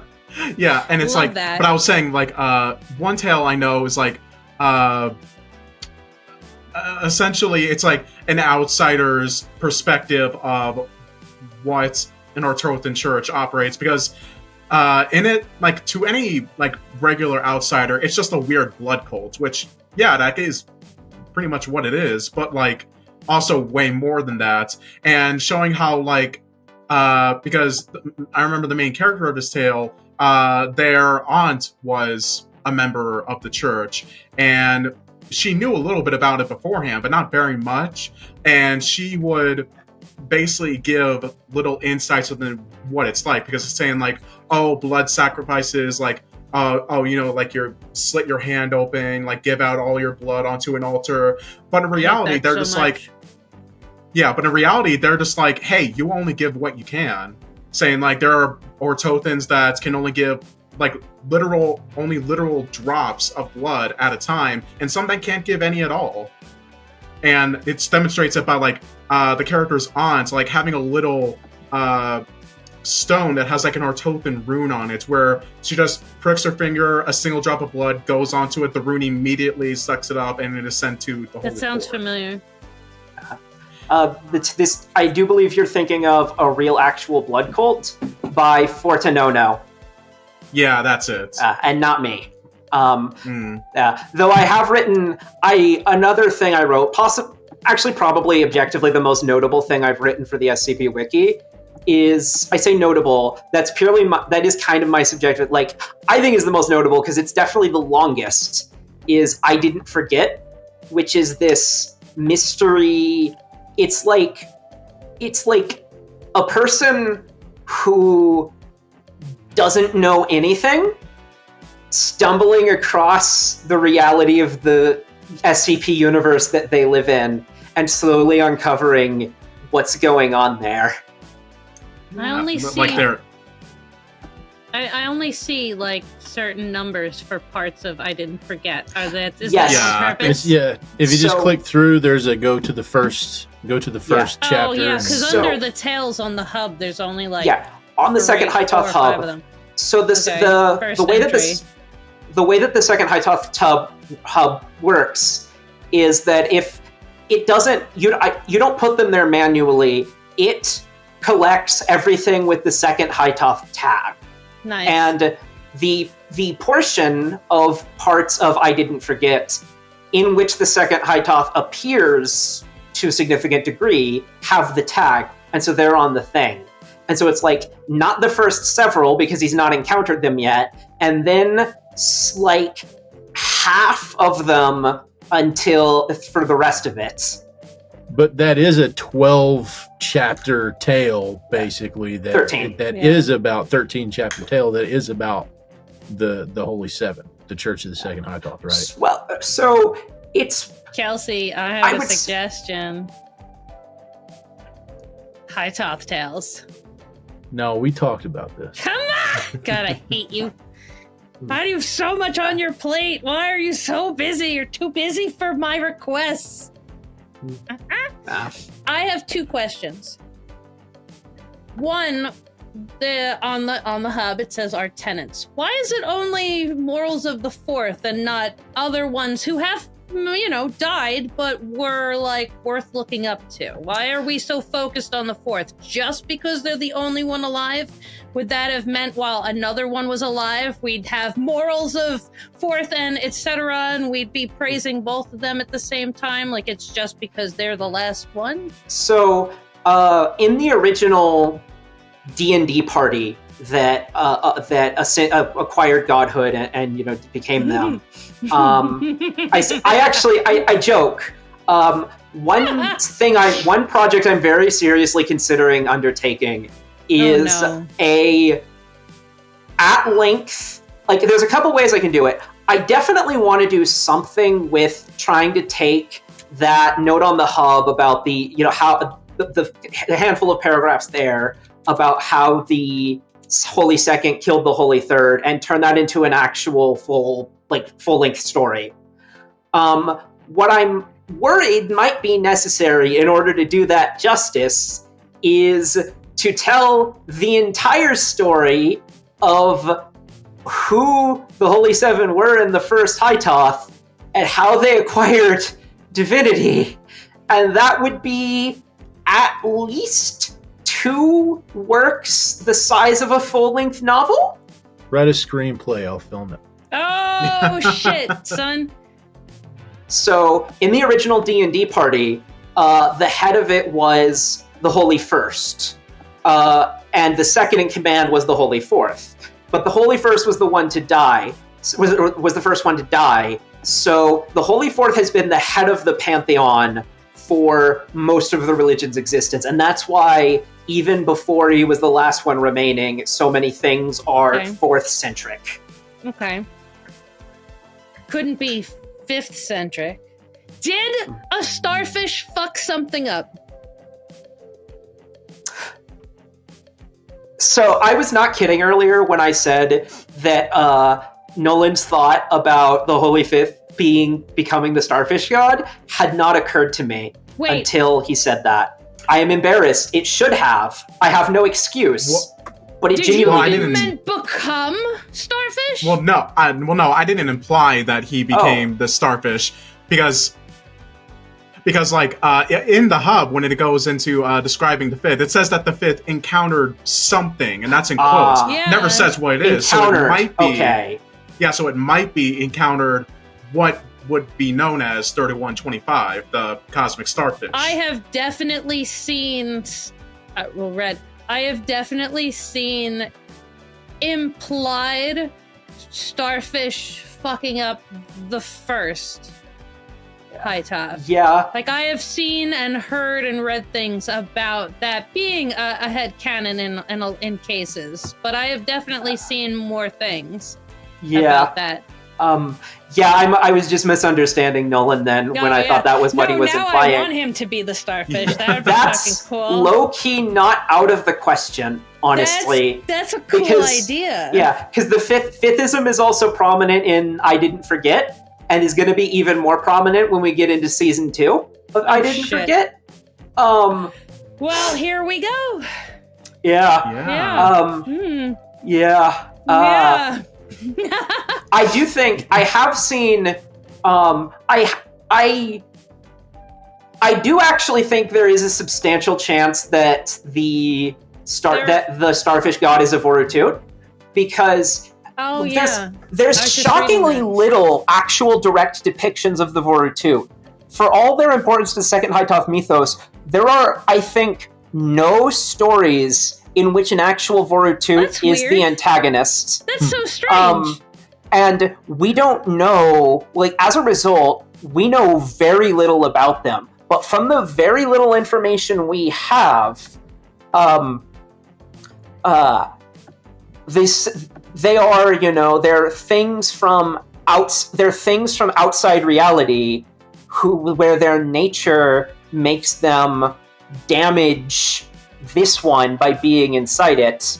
And the starfish god, circa 3125, it's called, I think, The Escapee is the actual title of the article, because he's something from another universe, or more properly another mindscape, that fled and became embedded in our mindscape. And the reason he's this mind controlling super brain virus parasite thing is because he, like an animal being born in its own ecosystem, is adapted to his hostile, brutal, cruel existence.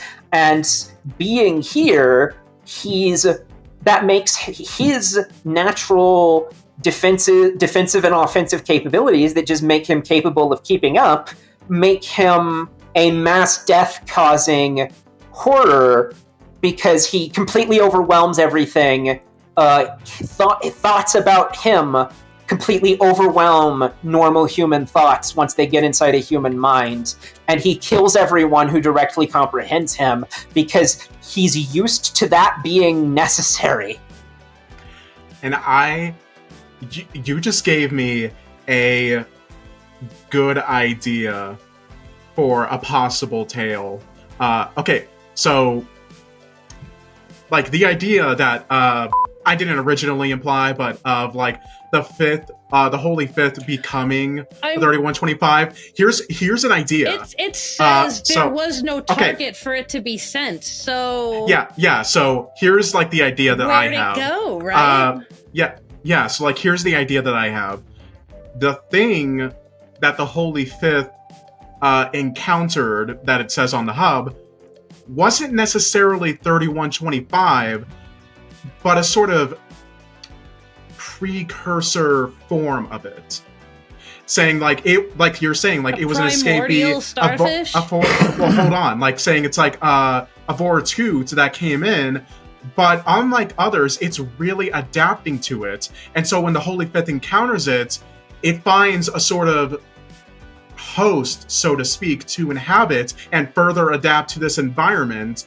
And so when the Holy Fifth encounters it, it sort of molds together with this primordial version of 3125 and becomes what would be known as 3125, which is why it disappears and everyone seems to forget it. The fifth arm of psychic radiance, etc. And then so the starfish is starfish. Venom. And then when the worshippers of the Holy Fifth start to remember being like, holy shit, the Holy Fifth actually exists. Holy shit, the Holy and they're Fifth. trying to sacrifice to it, nothing's happening. A few of those worshippers try to look more and more into it, find out the horrible shit that happened. They become some of the first members of Fifthist, at least in a universal sense, instead of like on Earth. Yeah. So we know that Fifthist tends to creep in and corrupt other ideas. Like everything that's Fifthist was something else first. Like was a self-help, was a self-help book, or was a pickup artist manual, or was something else. There is already a version of the Ortothan religion corrupted by Fifthist influence. That already exists. What do you remember anything of what it was called? I'm actually trying to find. I have the tag page open in front of me right now. I'm trying to find it. I don't remember what it was called, and I have not read it. But it was there was several years ago, before my time, there was a crossover con, or like a fusion con or something about combining disparate GOIs. Like one really good story that came out of that was the. I remember that. I think I read some of those. I think I remember that in stories. Clavigar, Nadok, and the Mechanite. It was a really good story that came out of that one. Nice. Yeah. Oh God, that reminds me of. So I've mentioned that I'm. If I may change the subject somewhat, I've mentioned that I'm a actual novelist. My actual published novel is a romance novel, and on my long list, on my long list of things to do, is a enemies to, maybe not literally, maybe, like an enemies to lovers, Romeo and Juliet thing between a Sarkite and a Mechanite. Yes, please. Yes, please. Yes, please. Yes. And it would also be a mafia romance because Sarkics have such a major presence in organized crime that it would be the thing where it's the son of the mafia boss, and that's why he's powerful and a bad boy. Oh, I love it. Yes. Yeah. Yeah. Okay. That's gotta happen. Do you have a favorite second Hytoth article? Because there are two that come to mind when I think of them. I don't remember the number, but the one it's in the Ad Astra per Aspera canon, and it is.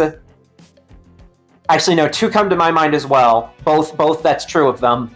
One of them is the one that is an object in space that is a Ortothan, that is an AI built by an Ortothan civilization that is a missionary. And that story, spoiler alert, ends. They send a Foundation spacecraft AI probe to converse with it and figure out about it. And the missionary bot converts the Foundation bot, and it goes AWOL and joins it on its missionary mission. The other one is the one that is just a big structure in deep space that is a memorial to the Holy Sixth. Yeah, the ones that come to me in mind is, I think it's actually the very first, yeah, it actually is, the very first second Hytoth article ever written by Nat Voltak, looking it up, 2417, the living origami. For those who don't know, 2417 is essentially a sentient living origami, like a literal paper origami structure that's kind of shaped like an octopus a little bit, saying that it was previously owned by a priest in the church, but it also might also be the priest, but it's not really certain because it thinks it is the priest, but then it comes up with all these like contradictory memories, and it's like, well, no, I was owned by her, but am I also her? But it was really created as a way for some members to like try to live on past their natural lifespan and find a way to keep giving blood, because the origami is very kind. It's very nice, and it asks for blood in order to like send it straight to Rockmuluzin. But and I like it because it's like it gives a good, like, interesting introduction to the second Hytoth when it wasn't even really expanded much. But it ends kind of on a tragedy because the origami ends up murdering the researcher that it has and like draining him of all of his blood. But it wasn't because of malicious reasons, but because the origami sensed that Rockmuluzin was in a battle against Vortut and he was losing. And so he was desperately needing blood in order to like recharge him in order to turn back the tide of the battle. And so the origami like freaked out, kills the researcher, drains that person of all their blood and sends it to them. But afterwards, it's really guilty about it. It feels very regretful, saying like, basically in a way that's like, I'm not sorry for what I did, but I am sorry that I had to do it at all. It gives like a really interesting introduction to it. The other one I had in mind was SCP-1548, the Star of the Hateful. Yeah, which fun fact about that one, the title was meant to be a fuck you to the original article and its author, which was the Hateful Star, because the author of that one was apparently a fucking asshole. And so when Nat wrote this one, they basically essentially used the same title of that original article as like a fuck you to them. But that one essentially kind of being a bit more dark in the sense that like Rockmuluzin dies, like he loses. And essentially the article does start out with like the sun essentially like going weird, not in a When Daybreak situation, but it's like finding out that it's like launching more like little miniature solar flares off its surface, but they're making these very specific like symbols that they find out is like Orthothan runes. And so turns out that the sun, of course, is a living being, and it's an Orthothan. And it's making all these runes by using magic to essentially seal off our solar system from the rest of the universe. Because Rockmalusin is revealed to have died, the Vortuits are coming in, they're destroying literally everything in the universe, and the sun is literally the only thing that's like shielding our solar system from the rest of the universe. And it ends on like a honestly terrifying kind of note, because it just ends saying like the Foundation managed to make a little bit of like a hole for like one of their probes to go through to see what's kind of on the other side. That would kind of cause a little fuckery. One Vortu kind of came in, but it, you know, got destroyed before it could do any real damage. But the probe sends an image that it took back to the Foundation, and when they open it, it's just 2 stars. Yep. The light of like 2 stars a ways from each other, and it says, "This is all that's left of our universe." Yep. Everything else is gone. These little 2 pinpoints of light from stars that are probably already dead are all that remains of our universe besides our solar system. Though that does raise the question of where did the old light from all the other stars go? I think that might be a plot hole. Yeah. Or no, well, it could be a plot hole. Could also just be that the light itself got eaten by the Vorutun. That I guess that's as possible as the stars being eaten. Yeah. I There mean, was light also is still made of something, so yeah. Probably. There was also like a kind of remix of it done recently on looking at now 7548, which is like a retaking of that, but actually giving it the good ending. So if you guys are interested in that, highly recommend you checking that out. I do need to read that one. I need to read a lot of articles. I see, the thing is, and this is why, like, the reason why and this is ultimately the fact that brought me into contact with this show. I have ADHD, so I'm actually very bad at like standard reading. Like, I can do it if I have to. I was able to get an English degree, you know, and you have to read a bunch of books for that. Had to read the occasional novel. Just gotta maybe consume some text. Even then, I was primarily getting the books I was assigned on Audible by the end of that degree, and so like I have definitely listened to more. That's like I was about to say I've listened to more SCPs than I've read. That's a massive understatement. I can't remember the last time I read an SCP. It was probably during 8K Con. I basically just consume audio content. I have really taken to doing that a lot in the last year or so. I've been really slipping on trying to actually sit down and read stuff. So I get that. But there are some kind of unfortunate and embarrassing gaps in my having actually read well-known SCPs that are the result of, to my knowledge, no one's ever made an audiobook of them. Yep. This is why I keep fucking trying to ping things over at certain people. I'm like, I don't have time to read this again. I need you to read it for me. I have a question. If you were to take the I Didn't Forget and put it into a book with whatever other additives you would need in order to make it into a book, would you characterize it as high fantasy? No. Why not? Because I think it hits the points. I mean, it's a conspiracy thriller. Doesn't matter. and it takes place in the modern world. Discworld is high fantasy. I think it gets really close to doing all this, and if you wanted to, you could push it into the deep end, and I think really all you'd need is a map, unless you really might have some somewhere that I don't know about. But I think you're real close. The main town that I didn't forget mostly takes place in, has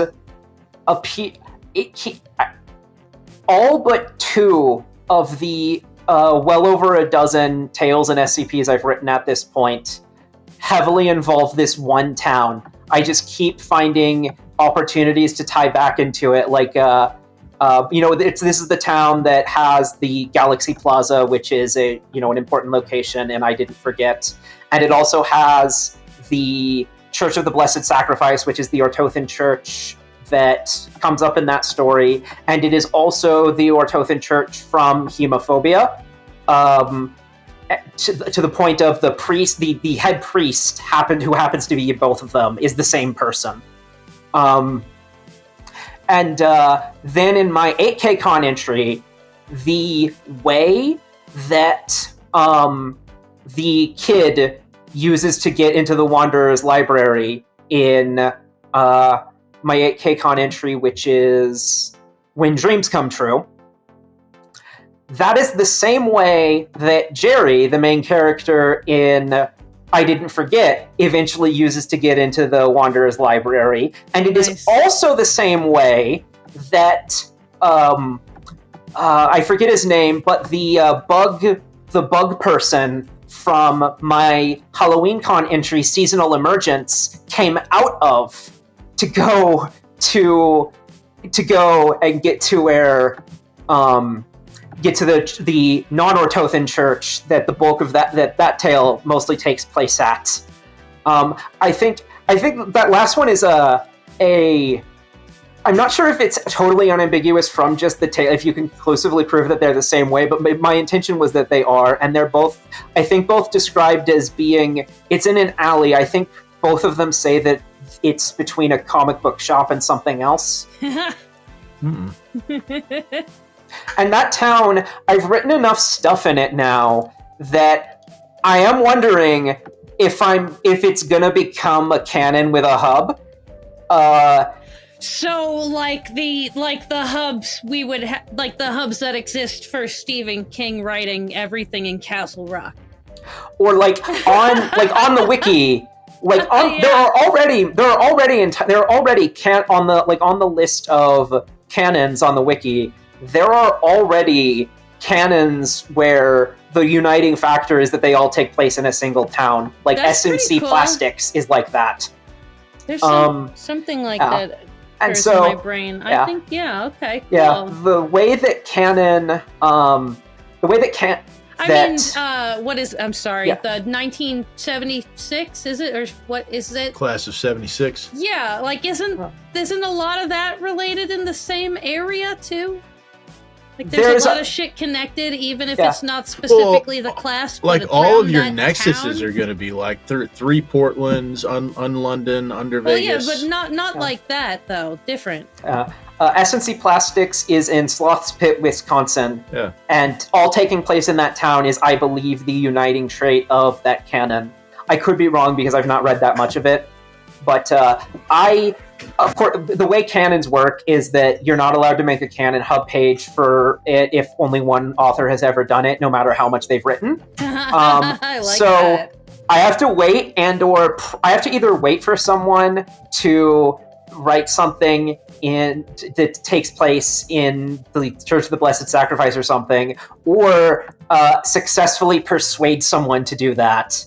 I believe you need 3 authors with a total of 5 works, and the total of 5 works is already more than satisfied. So I just need 2 different people to each write a tale or SCP taking place in this town, and it can get a canon hub.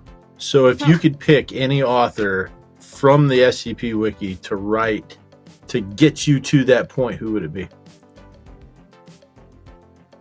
I mean, I guess like the 2... Be selfish. Yeah. Be selfish. Okay. So if I can be selfish, should I also be cynical? Yeah. I.e., Yeah. You get. so you if get I'm being pick This is cynical, also your show, and Yeah. our Yeah. opinions are our own. Yeah. so if I'm being cynical, then DJ Cactus because he's the most popular and would drive the most exposure toward me. And Oh, number that two, hurt my 100%. chest. number two is I'd check, I'd look up which one is the second most popular and would drive the second most exposure toward me, and it would be that. If I were to be less cynical, I would go with the ones that I would say are my my actual favorite. So Tanhoney, because Yeah. he's just my favorite and, in my opinion, the best SCP author. Really? SCP 5000 is my Oh, no, favorite well, yes. on the entire wiki. Yes, absolutely. And he's written some other things I really like as well. I get that now. Mm-hmm. And then she's in retirement, but I guess if I had a magic wish, I would drag Nat Voltac out of retirement for just long enough for her to acknowledge me. I was gonna say after this, hey, we should see if we could get them for an interview. So Nat Voltac started, but did not ever finish the main ongoing series of tales for the Ad Astra per Aspera canon. Oh. And I don't believe I ever worked up the courage to actually do it, but I have tried to find if the only website I could find them on now is I think Blue Sky Social, which I don't have an account on, but I've seriously considered asking them, hi, is there anything you want to tell me before I pick up where you left off and continue that story? Would you mind if I did that? And are there any plans for it you had? We just had an event like that, right? Didn't we just have something where artists were digging things out of their closets to finish writing or picking something Yeah, the Dear up College, that somebody the hadn't... spring cleanup. Yes. You should have done the thing. Had I done that, I would have picked an old draft of mine. Okay. And I came close. I just couldn't find the time because I was just starting a new job around that time. Where'd the time go? Yeah. That's also why I no longer write the entirety of the scripts for this show. I just do parts of them now. Because when I joined up, I didn't actually have a full-time job. And so I could just write the whole episode every time. And now I write a couple segments as I get to it. I do the blotter. I love doing the blotter. The blotter is the funnest thing to do. The blotter today made me want to punch you in the kneecap. There's so much. It's not your fault, though. Yeah, made me think angry thoughts about you. There is so much, and none of it, and none of it was as golden as just the chef's kiss brilliance of such and so received a permanent ban for apparently being a neo-Nazi. Yeah, no, that's good. That's gonna top the list for a bit. Yeah. All right. Other than the SCP Wiki and this show, where else do you write? So I've mentioned a couple times that I wrote a romance novel. It is called The Springstorm Alpha. Yes, it is about werewolf shifter romance. This is my surprised face. And Love it. It is available right now on Amazon Kindle Vella. What is it called again? The Springstorm Alpha. Okay. Springstorm is one word. It's the name of a werewolf pack. Oh, your government name's attached. Okay. I'm currently working on a spin-off of the Springstorm Alpha called The Bloodfang's Mate. Cool. I don't know when it's going to come out. I'm hoping this year. But we'll see. My current day job is that I write articles for The Gamer, which is a website that does all kinds of nerd stuff. I primarily write about tabletop games, though some of my favorite and most successful articles have been about books that I've written for them. I think of the 40-something articles I've written for them at this point. The most viewed is my list of the best fantasy novels. They are, I will warn that these are affiliate buyer's guides, which will make some people not like me, but no ethical consumption. Right? Also, just gonna chime in, no one told me that the Springstorm Alpha was gay. Oh yeah, it's male. Yes. I'm gay in real life, and all of the Yes. romance stuff, and as would be, We need as to would know be when our the things are queer, yes. yeah, as would be the Sarkic Mechanite romance. That would probably this would be subject to change as it went on, but my current intention for when I finally get around to it is that they're both they're both male, and they're both like teenagers, like not even adults, and like nothing. Yeah, they're like they're like I mean, they're both like 15, 16. Yeah, like I mean, you did mention Romeo and Juliet type of setting. Yeah, that's fair. But like, so yeah, young in love, Yeah. not fucking, but maybe. Yeah, and of course they start out like my thought of it is that they start out hating each other.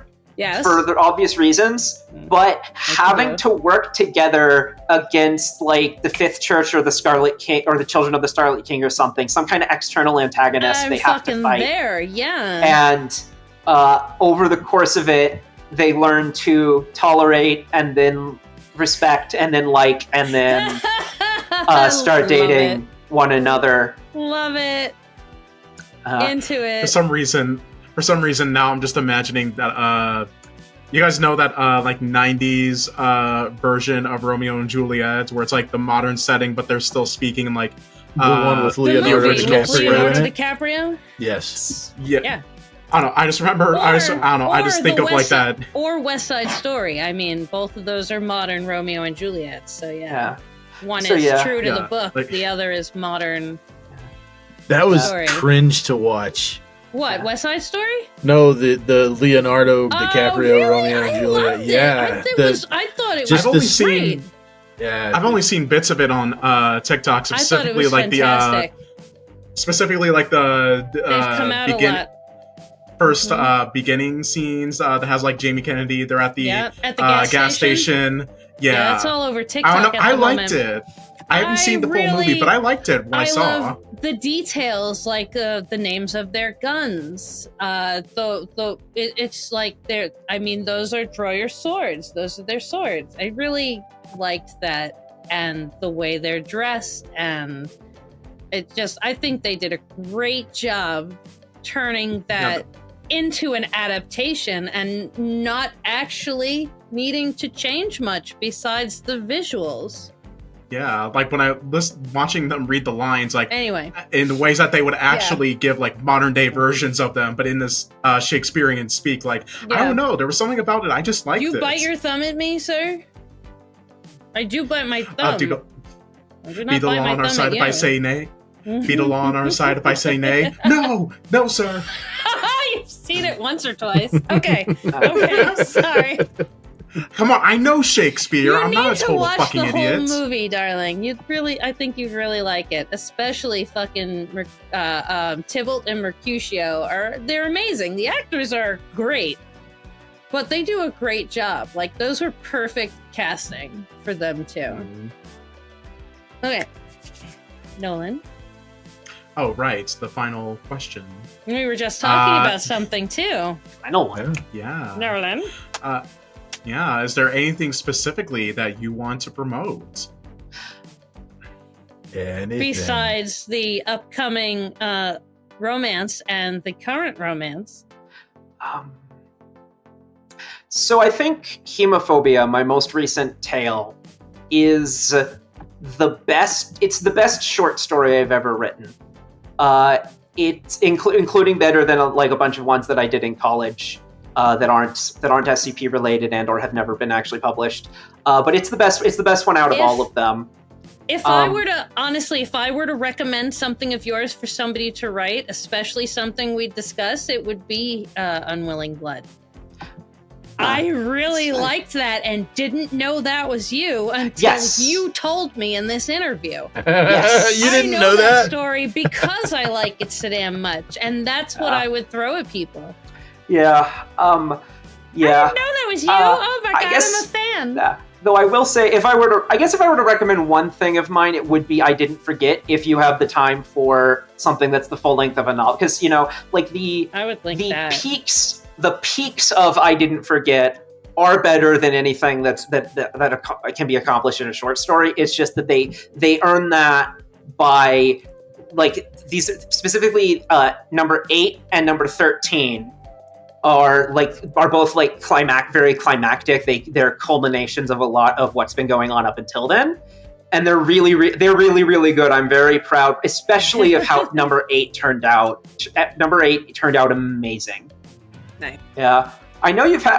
I believe I said. In fact, I believe I said this to you the very first time we called when it was the sort of almost job interview for. Being the writer on this show. I joked that I at that point was still working on I Didn't Forget. I was several entries into it, but the first season wasn't finished yet. And I said that I'd been trying to think of the tactful way to ask you to make an audio adaptation of it. I wouldn't present because I'm not a high enough Patreon tier to be able to make requests, so I wouldn't presume to tell you what to adapt. But you have had some success with longer mystery stories in the past, like Conspiracy. Yep. So it might make sense to do I Didn't Forget. Yeah. Just think on that. I just fucking copy pasted the link into his I mean, unredacted the way suggestion. you ask is you just ask. I have asked That's for fair. many things. Yeah. Sometimes the answer is no, isn't it? The Cassie? answer is normally no. Like 98% of the time, the answer is no. But I'm just gonna hope maybe this one will stick. So the criteria right now is how well does this translate to me just reading it? Because the getting into the dramatization and doing the sound effects and hiring voice actor cast and all that stuff, like that eats into time. And the decision that I've made is if I'm going to spend that kind of time, I'm going to film it.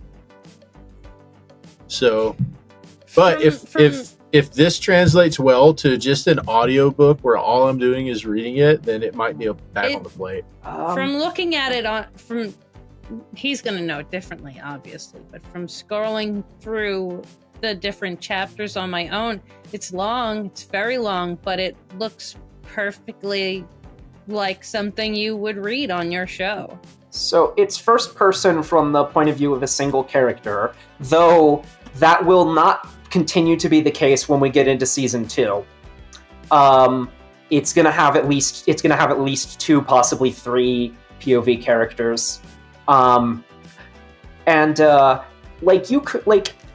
think you could do it with a single voice. You could also totally do it with like a full cast, like getting other voice actors to say the lines for characters other than the main one.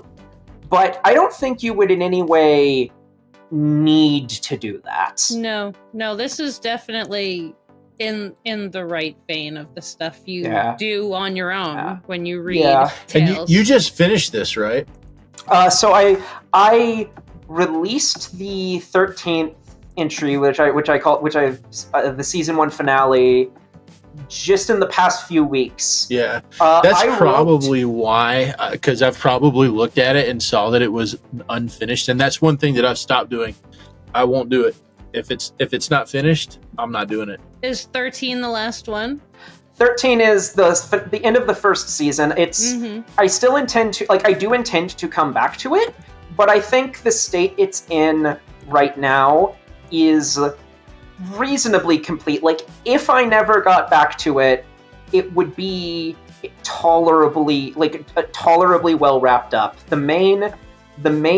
Most of the main mysteries are solved, though there are still some details to fill in, and there's a big ending moment. The ending moment, the final reveal, the answer to the mystery of where the main character's brother is revealed technically at the very end of part 12, and then it gets not as explored as I want to, because I'm going to do a whole nother season to explore it more, but it gets what I would consider adequate exploration for it to be finished, for it to be reasonably finished.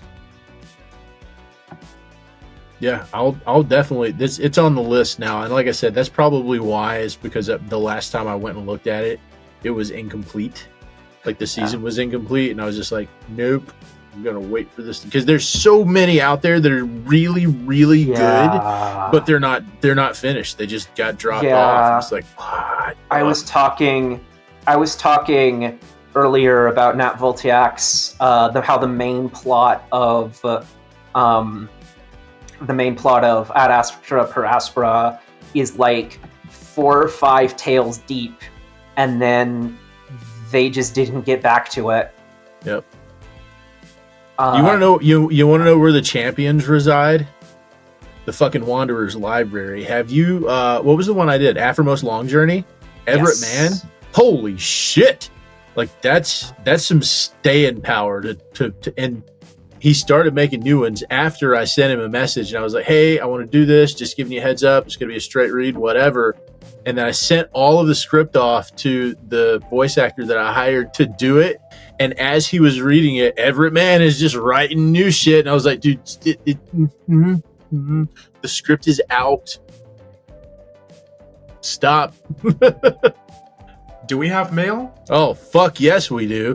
For those unaware, we tweeted out asking for listener emails to read at the end of the episode or to simply comment on the tweet, and we'll force Nolan to read whatever you've written. And you guys did not disappoint, Nolan. God damn it. Okay. There we go. Been waiting. Yeah. 2137 for all the Polish people out there. I think that's like a reference to SCP-2137, which... No, it's a reference to the time of day at which Pope John Paul II died.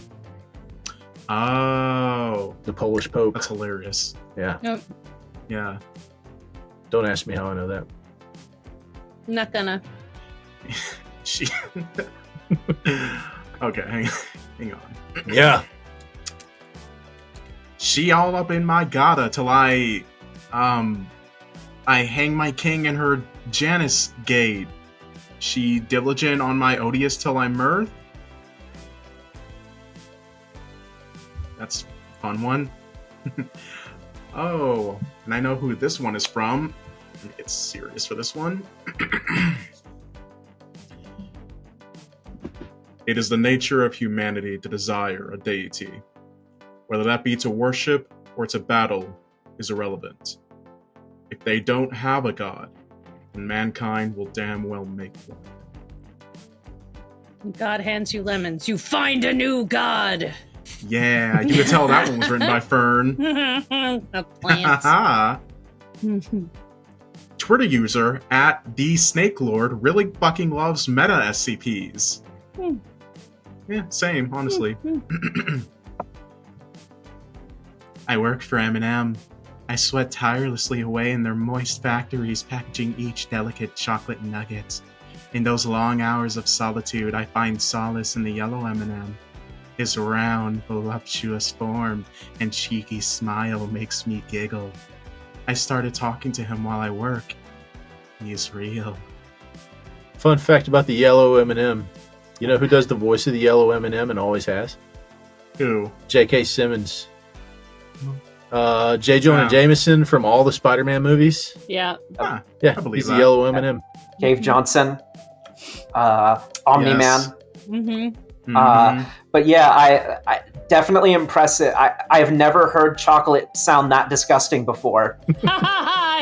No longer like Each delicate chocolate nugget. or M&M's. Moist Yeah. mouth sounds. Yeah. Sounds. Next. Okay. We are in pun Book of Discoverers, paging it away until we have to let her down. Now that we have faced the deadly enemy, we can be sure to face the apparent destiny. There's just an abundance of dad jokes in that one. Thank you, Malachor. I'm Nolan, and my favorite SCP is SCP-597. It is for the reasons that you think. This is legally binding. Show of hands, who know which one that is? I only looked it up because you had to say something, and I was unhappy with what I found. Yeah. And I am ashamed to know you. I'm hearing you say it just now prompted me to look it up, and I open the page, and immediately I see adult content. This article contains adult content. Blah blah blah. Yep. Explicit depiction of sexual acts. Blah blah blah. Yep. Ooh, a blob of flesh, approximately 19 feet high. Interesting. It is for the reasons we think. I'm gonna say one word, and we need to move on. Milk. No. Milk. Ah. 2 words. Edible complex. I miss the Vorhole. I wish that one hadn't got. You're the only one who does. There is actually it's veiled because that SCP is not in is I think not. I think it's because it was taken down. It's not necessarily officially in Creative Commons anymore. But it's not like the sinkhole, the giant sinkhole that opens and I didn't forget, is not a reference to it. The borehole. DJ Cactus's biggest regret. Awful things. Yeah, but do you know who really hates that article's not on the site anymore? The Rubber. They are seething to lose an excuse about that how much good. They love Vor. Oh, I know. I wrote that. I know. We've spoken in So, length about. what you said it's not First person, as far as I know, to observe that about them. But once you see it, it's everywhere. So here's a Ship of Theseus question. An SCP article, somebody writes an SCP article, like the Vorhole, right? And then somebody like the Rubber makes an episode about it, but then the original article gets taken down. Is what the Rubber made still considered Creative Commons? Probably. Okay. That's my guess. I am not a lawyer. This is not legal advice. There is still an audio, as you could infer by the fact that I've read it, there is still an audio version of the Vorhole up on YouTube. If there weren't, I probably wouldn't have. Wouldn't have from the SHRM. consumed it. And if SCP-597, that there may very well be from SHRM. It's from I forget his name, and maybe I shouldn't say it because he also does RPC readings, and he might be a tad # problematic. But his audiobook versions are decent. They're like they work decently well. Yeah, I think I know who you're talking about. Yeah. Yeah. Begins with E. Yeah. Go. Where? Anyway. Okay. Yeah. Moving forward. Yeah. I took Bright's chainsaw gun back from Clef. Live, laugh, love, Simon Glass. I am a major nerd. Yeah, that's it. You were supposed to say the Simon Glass one times 2. Yeah, that happened. We got that one twice, verbatim. Yeah. I don't know what it means. I Googled it. That doesn't mean anything to me, but whatever. So I would like to put a challenge out. We're gonna have the Spectre read our tweets next week. Nice. So, but if you want the Spectre to read something, just tweet it to us. At us, I think. You tweet at somebody, not to them, I guess. I'm 42 years old, man. Leave me the fuck alone. Yo, nerds, nerdettes, and nerdlings. I think that should cover the spectrum. If not, please insert appropriate nerd-related suffix. Sorry about not sending a message last episode. Yeah, fuck you. Though I think y'all had it covered with Asnakar's passion and deliberation on the craft. Also, Kelsey, hope your projects keep working well for you. Thank you. I do too. Okay, question time for all of y'all, since apparently there hasn't been a new age prohibition. Hooray for Hooch. What has been something you noticed in media that bothered the hell out of you? For me as a geologist, that magical device in San Andreas was a major thorn.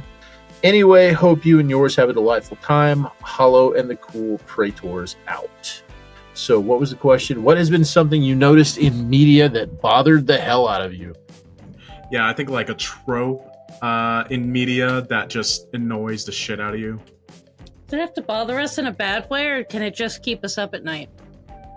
It could be either. Whatever. Just 'Cause be the sun careful being because sentient people out there keeps will me up at definitely night. accuse you of being abrasive if you express your true opinions the way you actually feel.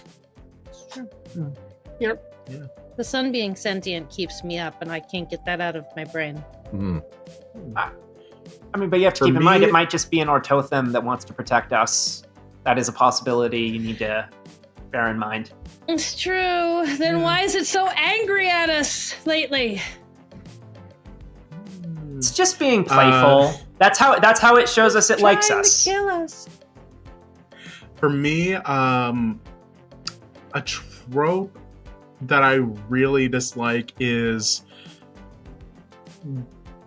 those movies where clearly something crazy or supernatural is going on, but that one skeptic character just keeps on going like, oh, there's a reasonable explanation for this. Like, especially if it's like a TV show and this thing happens like regularly in the environment that you live in, and they're just like, oh, it's not supernatural, ghosts aren't real. Like, motherfucker, you saw a demon come out in front of your front yard and take a shit on your lawn. What are you talking about? Oh, we're talking about like media and movies and shit. I got an easy two things. One, say the word decimate one more time, motherfucker.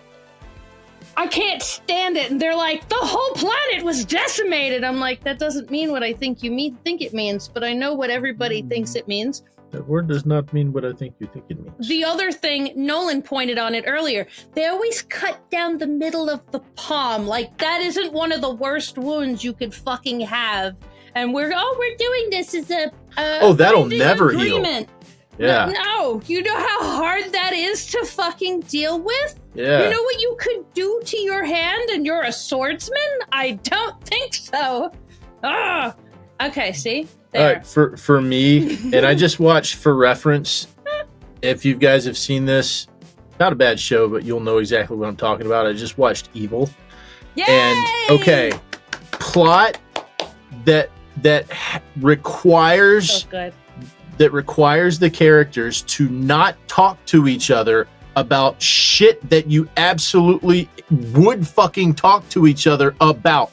Like, for example, from this show, there is this guy, the antagonist, who is threatening the main character's children. Yep. She doesn't fucking talk to her husband about it.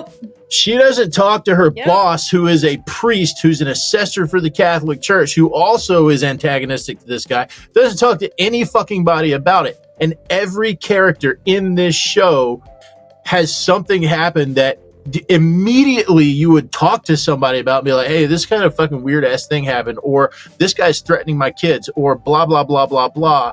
And the entire plot seems to ride on the fact that nobody knows what the fuck is going on with anybody else at any given time. And it's like that this dude, second episode, would have just exactly what you're talking been run about. over by a dump truck.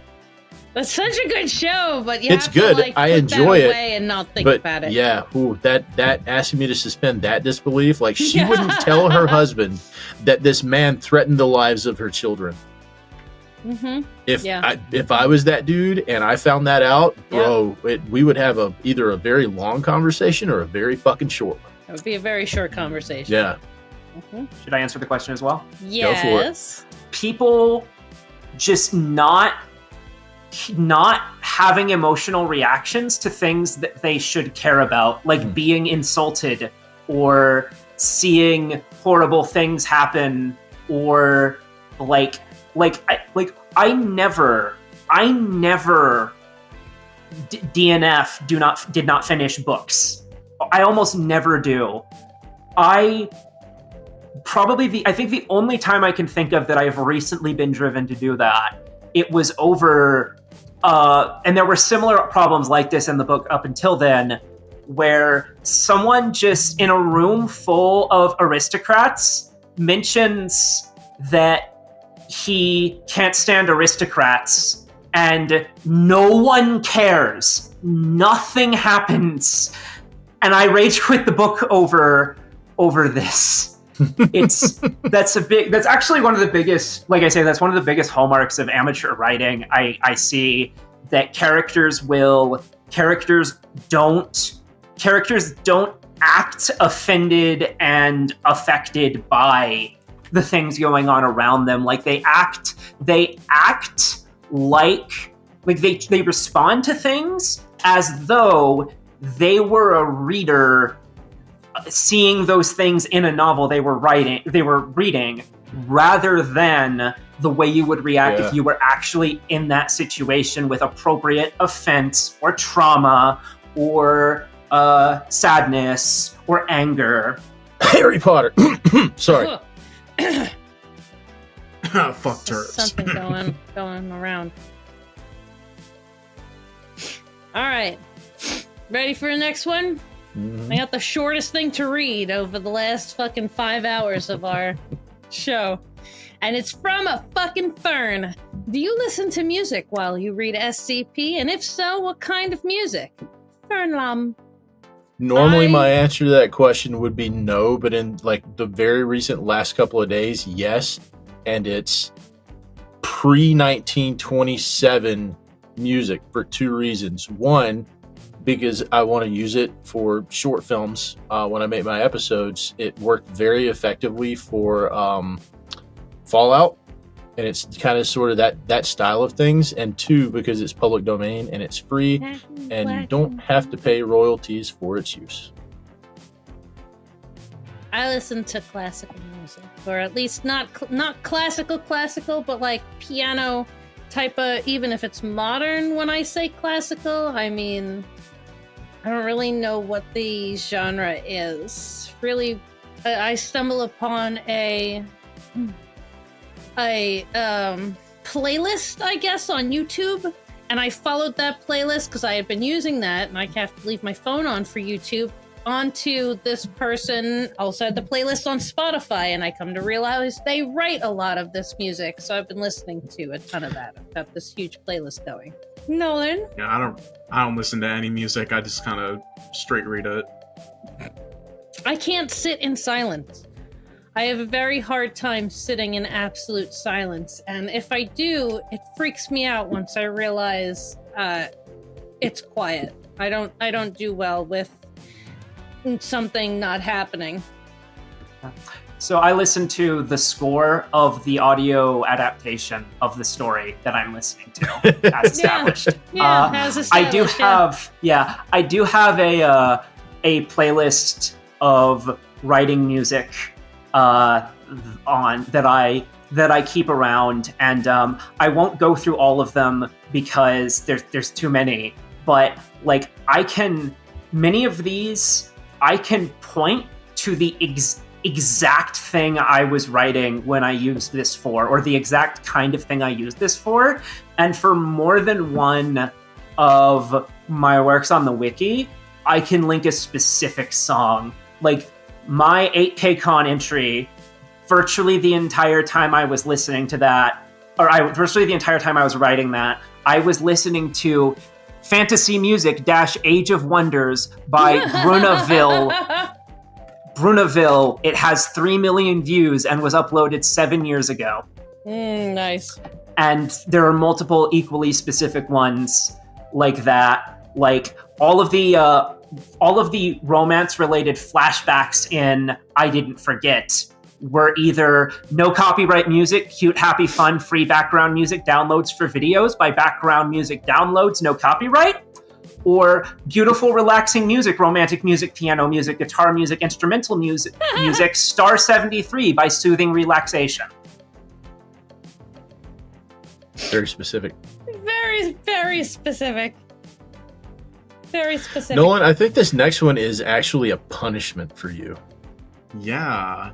Yep. For a little context for reading this, if you guys follow me on Twitter, you might see that I frequently, lovingly bully a fellow SCP community member, Jadiator. Olympics fights. Because I get on their case because, they're very much down bad for evils and or monstrous fictional characters, even though in real life they are Arrow Ace, which I just find ironic. No, that's perfectly fair. Yeah, it's perfectly. No, it makes sense too. Yeah, I don't think they count. Yeah, they're not real, Monsters so don't it's like count. Yeah. I didn't say they weren't real. I said they didn't count. They're special. Anyway, it's me, Jade, the same. I'm not a monster fucker. I no longer like the Emperor of Baldur's Gate 3. He's a smelly squid, and I like Mr. Will Ravengard 63,258,753,477 times more. Here's a funny word for you. A professional VA, I believe. I had a way to pronounce it. Yeah, I took it off of there. I wanted you to try it once. You bitch. Yeah. Yeah, I took that off of there. So just once. Just give it a shot. Okay. Numino ultramicroscopic ciliaco volcanoconosis. I think that's really close. I think that's fucking really close. Yeah. Numano. I think Numano you said ultramicroscopic ciliaco volcanoconiosis. Yeah, you were you did great. Yeah. Woo-hoo! I think the first time you said conosis and it was coniosis, but yeah, you got it. That was great. Coniosis. Good job. He. Thinking about writing something in Spanish and Japanese just for you to read, but even I'm not that evil. Maybe for another day. P.S. If you want to bully me, do it because I like SCP-049 so much. I have a plus 75,000 word fanfiction about him that I will never share, a full cosplay, sick amount of knowledge about plague doctors. I'm the one who painted his x-ray picture from the wiki, and I'm the reason why you may be able to hold hands with him in the future game SCP Fragmented Minds. Lucky you, my phone is running out of... Lucky you, my phone is running out of battery. See ya. You need to get that fucking fanfic for us. But holding hands with him would kill you. Apparently, no, he wears gloves. No, he wears like in the able Fragmented Minds. In Fragmented Minds, I remember Jade released concept art of like the uniform. Yeah, it's like a full new uniform that he wears that has gloves, so you technically can hold hands with him. I am there. I am in that line of paid admission to hold Plague Doctor's hands, so I need that story.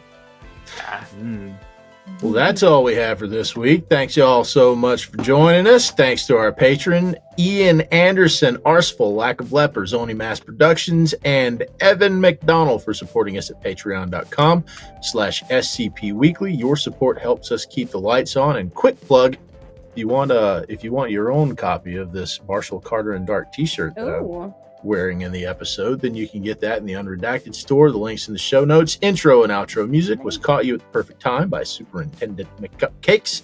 Thanks to Hawk for spending time with us. Thanks to Dado's Horse High Power. SCP Weekly is distributed by Smooth Cadence Productions. SCP Weekly is not affiliated with the SCP Foundation Wiki, and as such, the opinions presented in this program are our own and do not necessarily reflect those of the Wiki or its staff. Music is provided by Epidemic Sound. That is what I'm given to understand. Yes, you understand correctly. Content relating to the SCP Foundation, including the SCP Foundation logo, is licensed under Creative Commons Share-alike 3.0, and all concepts originate from the SCP Wiki and its authors. This recording, being derived from this content, is also released under CC by SA 3.0. Until next time, I'm Kelsey. I'm Cassie. And I'm Nolan, the K is silent. And this was SCP Wiki. Fuck. God damn it, I missed something. God damn it, Cassie, look what you've done to me. I did nothing. Don't even bother doing it again, because it's going to stay like that. No, it's perfect. Leave it. God damn it, no. I didn't do shit. You cannot to me. Who forgets the name of his own show? Dance. This is the not my fault dance. My cat says it's not my fault. I say it's not my fault. I hate you all. Many I've been here before, made it out of 11 more. Like my phone codex, so I can't stop, I want it all. Listen up, I'm calling you. I need you to tell the truth. Remember when you wanted to. Remember that I said was you. Got you at the perfect